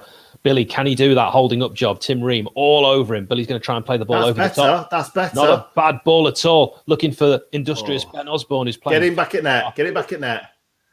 I'd like to see Ben Osborne put the keeper under pressure. That's a late challenge there from John Fleck. That's maybe just a little bit of rustiness there because he was well off getting the ball. Yeah. Well, fine with that. Keep him there. And keep him honest as well, because Tete knew he had to get a touch on that ball. Yeah, he did. Exactly that. Oh, God. This has been an exciting game to watch, to be fair. It has been incredible. Absolutely. Yeah. If we hold on for this, it's the result of the season. Yeah, it really is. I mean, no question it's the result of the season. I don't even need to say that. Everyone knows that. Ball swung in from Fulham. Chance at that far post. It's going to fall to Naskins Cabano, but he can't get a touch on the header. What's all that about? Sander wins it, which means it's a throw-in on this left-hand side. It's still 87 on the clock. Every time I'm looking up, it said 87. Time is not moving, I swear. When you're winning 1-0, nothing is slower than time. Yeah, exactly. Time is slow. Right. Time is slow. Well there, but is that... No, okay. I thought that could have been a goal kick, but it's come off end of the defender. And this is danger. Yeah, Ender's not asked for that. Oh, could have been a foul there. This is what they're showing again. A foul on... It's a bit of both, Mitrovic has got hold of the shirt there. It's 50-50. Yeah. Now they're going to look for that man at the near post, but instead it's cleared by the Blades, falls to Harrison Reed, and it's on the edge to Tim Ream. He's got a strong left foot, so he'll actually be able to cross this wall. No, he There can't. was a push there from Billy Sharp. That was a blatant push. Yeah, on old Robbie Savage there. Yeah, Tim Ream goes down under the push. It was the dark arts that we've seen from Mitrovic being employed by our man and captain, Billy the Blade Sharp. Absolutely. Oh, God, here we go. The board's going to be going up very, very soon. Not It's soon gonna be enough, 10 mate. Minutes. I reckon 5. Of course, it's not going to be 10 minutes. You said 10 minutes earlier. Yeah, as in from that point, we have 10 minutes more to go. Oh. I'm not saying they're going to put 10 minutes on the board. So what are you saying then? Well, that would have been 3 minutes on the board from that point, because that was at 83. Right, okay. I said 10 minutes to go. But that was from James, and I agree with James. Oh, you would agree with James, wouldn't you?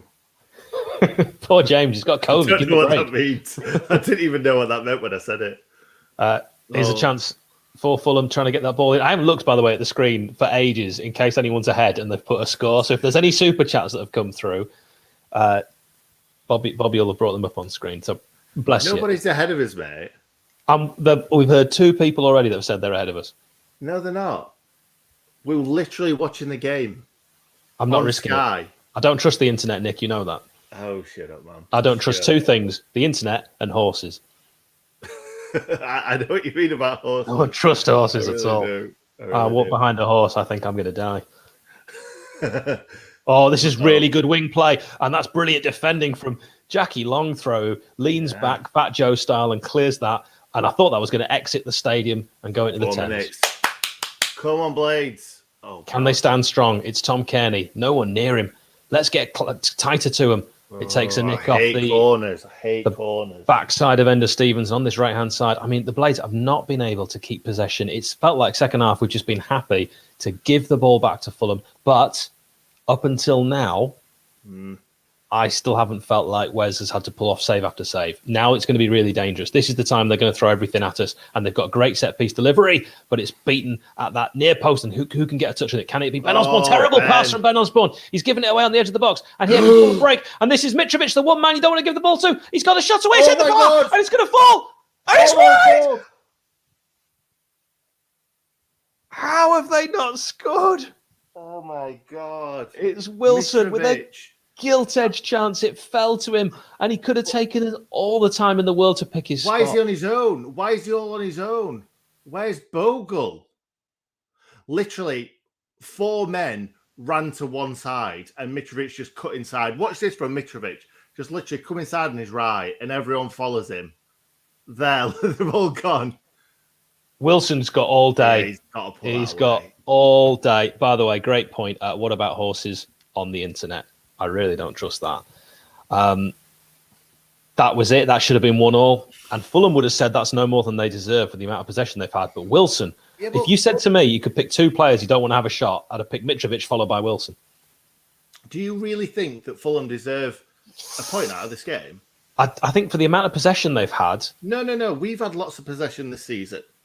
And we Yes. said to ourselves, we haven't created enough to win this or even get a point out of this game. I They've hear not what you're created saying. enough.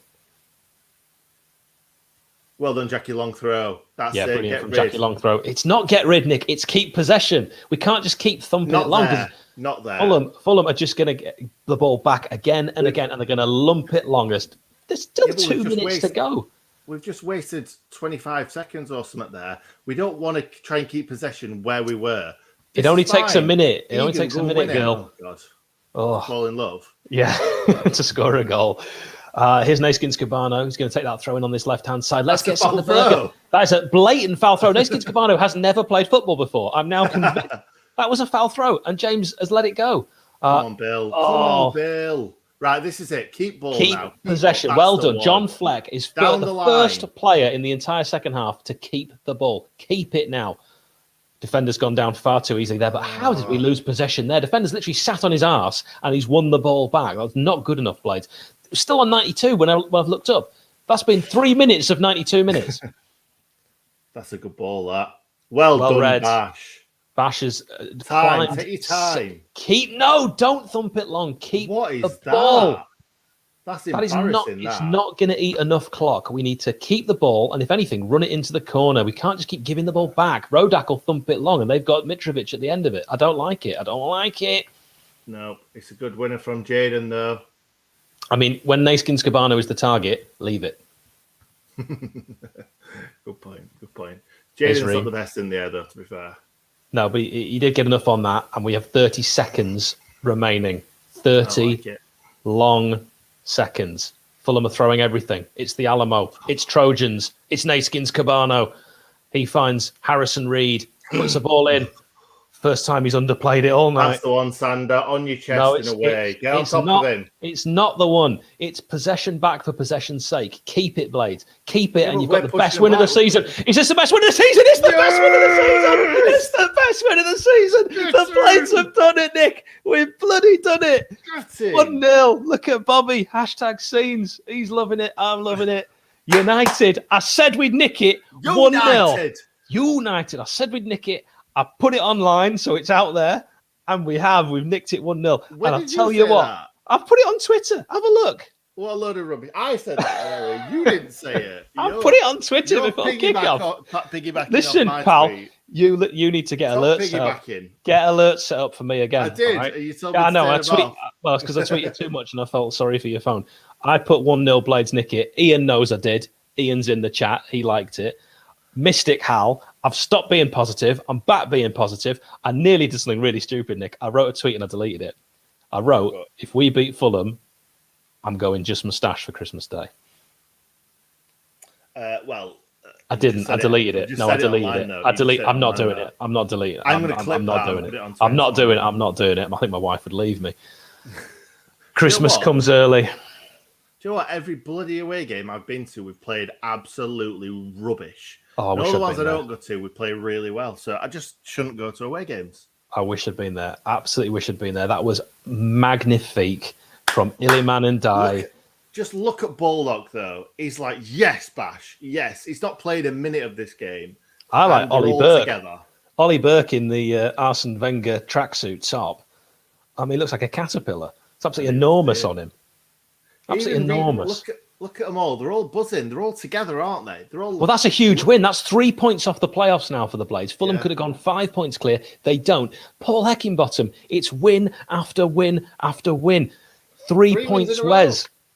3 wins in a row for Paul Heckingbottom. 4 wins in a row if you include the Reading game when Slav was already on his bike after that. Fantastic. 3 points. Nick, deserved. Yeah, absolutely. I said this earlier to you, didn't I, mate? That they didn't do enough to win that game. We scored a fantastic goal. We didn't create too much after that. We created an odd bit and bob here, but we didn't create anything where I thought we were going to actually score another goal. But they didn't do anything other than that one. Yes, thank you, Simon. Absolute legend. They didn't do anything other than that one Mitrovic and Wilson chance where they could have cancelled the party, couldn't they? Oh, what fun it is to see United win. No way. Hey. Love it. Absolutely amazing win. That's the game I've enjoyed doing a watch-along for the most, arguably. Well, we haven't seen many wins, have we? We've not seen many wins. It certainly felt like we were a curse last season, but we're not this season. We've done watch-alongs for big wins. It is amazing. We're not going to be the curse. We're not going to be a curse when Hecky's at the wheel. Hecky at the wheel. Question, will we ever lose again? Will we ever draw again? I don't feel like we're ever going to concede again or lose it. I mean, we conceded against Cardiff. I'm talking nonsense. Yeah, we did. 2 goals against Cardiff. A fabulous win. As long as we score more goals than them. That's how football works. Got to say, biggest win of the season. The Blades go marching on. Had we played QPR, we'd be looking at 5 wins on the bounce. We needed to carry on rolling. We need to pray there's no games called off because of COVID, no behind doors nonsense, and no announcements of weird, and no lockdown stuff. I just don't want any of it. We just need to continue now on this vein because Hecky, he's done something and he's done something special. And I know there's a lot of people on our channel who had a go at our ownership and said that sacking Slav was a stupid decision. A lot of people had to go at us for doing the Slav in, Slav out video. I was one of them. You were right. I was about to do a video saying how Slav will turn it around. You thankfully talked me out of it. I'd have looked like a right idiot. I forgot about that. Brilliant. And I put a lot of work into that. It'll never be used. If it goes to another club, I will contact a YouTuber from that other club and give them all the notes, because I spent a whole evening doing that. What did I say to you, though, mate? What did I say? Do not do that. That would have been YouTube suicide. That. And I agreed, but I disagreed with the Slav in, Slav out video. You disagreed with the Slav. You went on for a bit saying, no, we need to do this. Ironic, because you did the work. I've done all the work, so I want to still do it, yeah. Yeah. We now know, I'm not saying it's because of our video, but we know that the decision was made shortly afterwards. I think Kieran Batham, he just tipped him over the edge with his Slav out. He spoke to the board and they listened. Yeah. You might think we're sort of joking a little bit. I mean, the hierarchy do watch these videos. God knows why, but they do. And many important decisions have been made based on our content. I think so too. I really do. like Tom Kearney. We were saying about Tom Kearney coming to the Blades, and he played against us tonight. Johnson Clark Harris. He scored a penalty against us this season. Blurry Nick is back. I've got to say, absolutely incredible. What a win. We'll leave it there because Nick's got to do a match reaction. So do please go and watch that.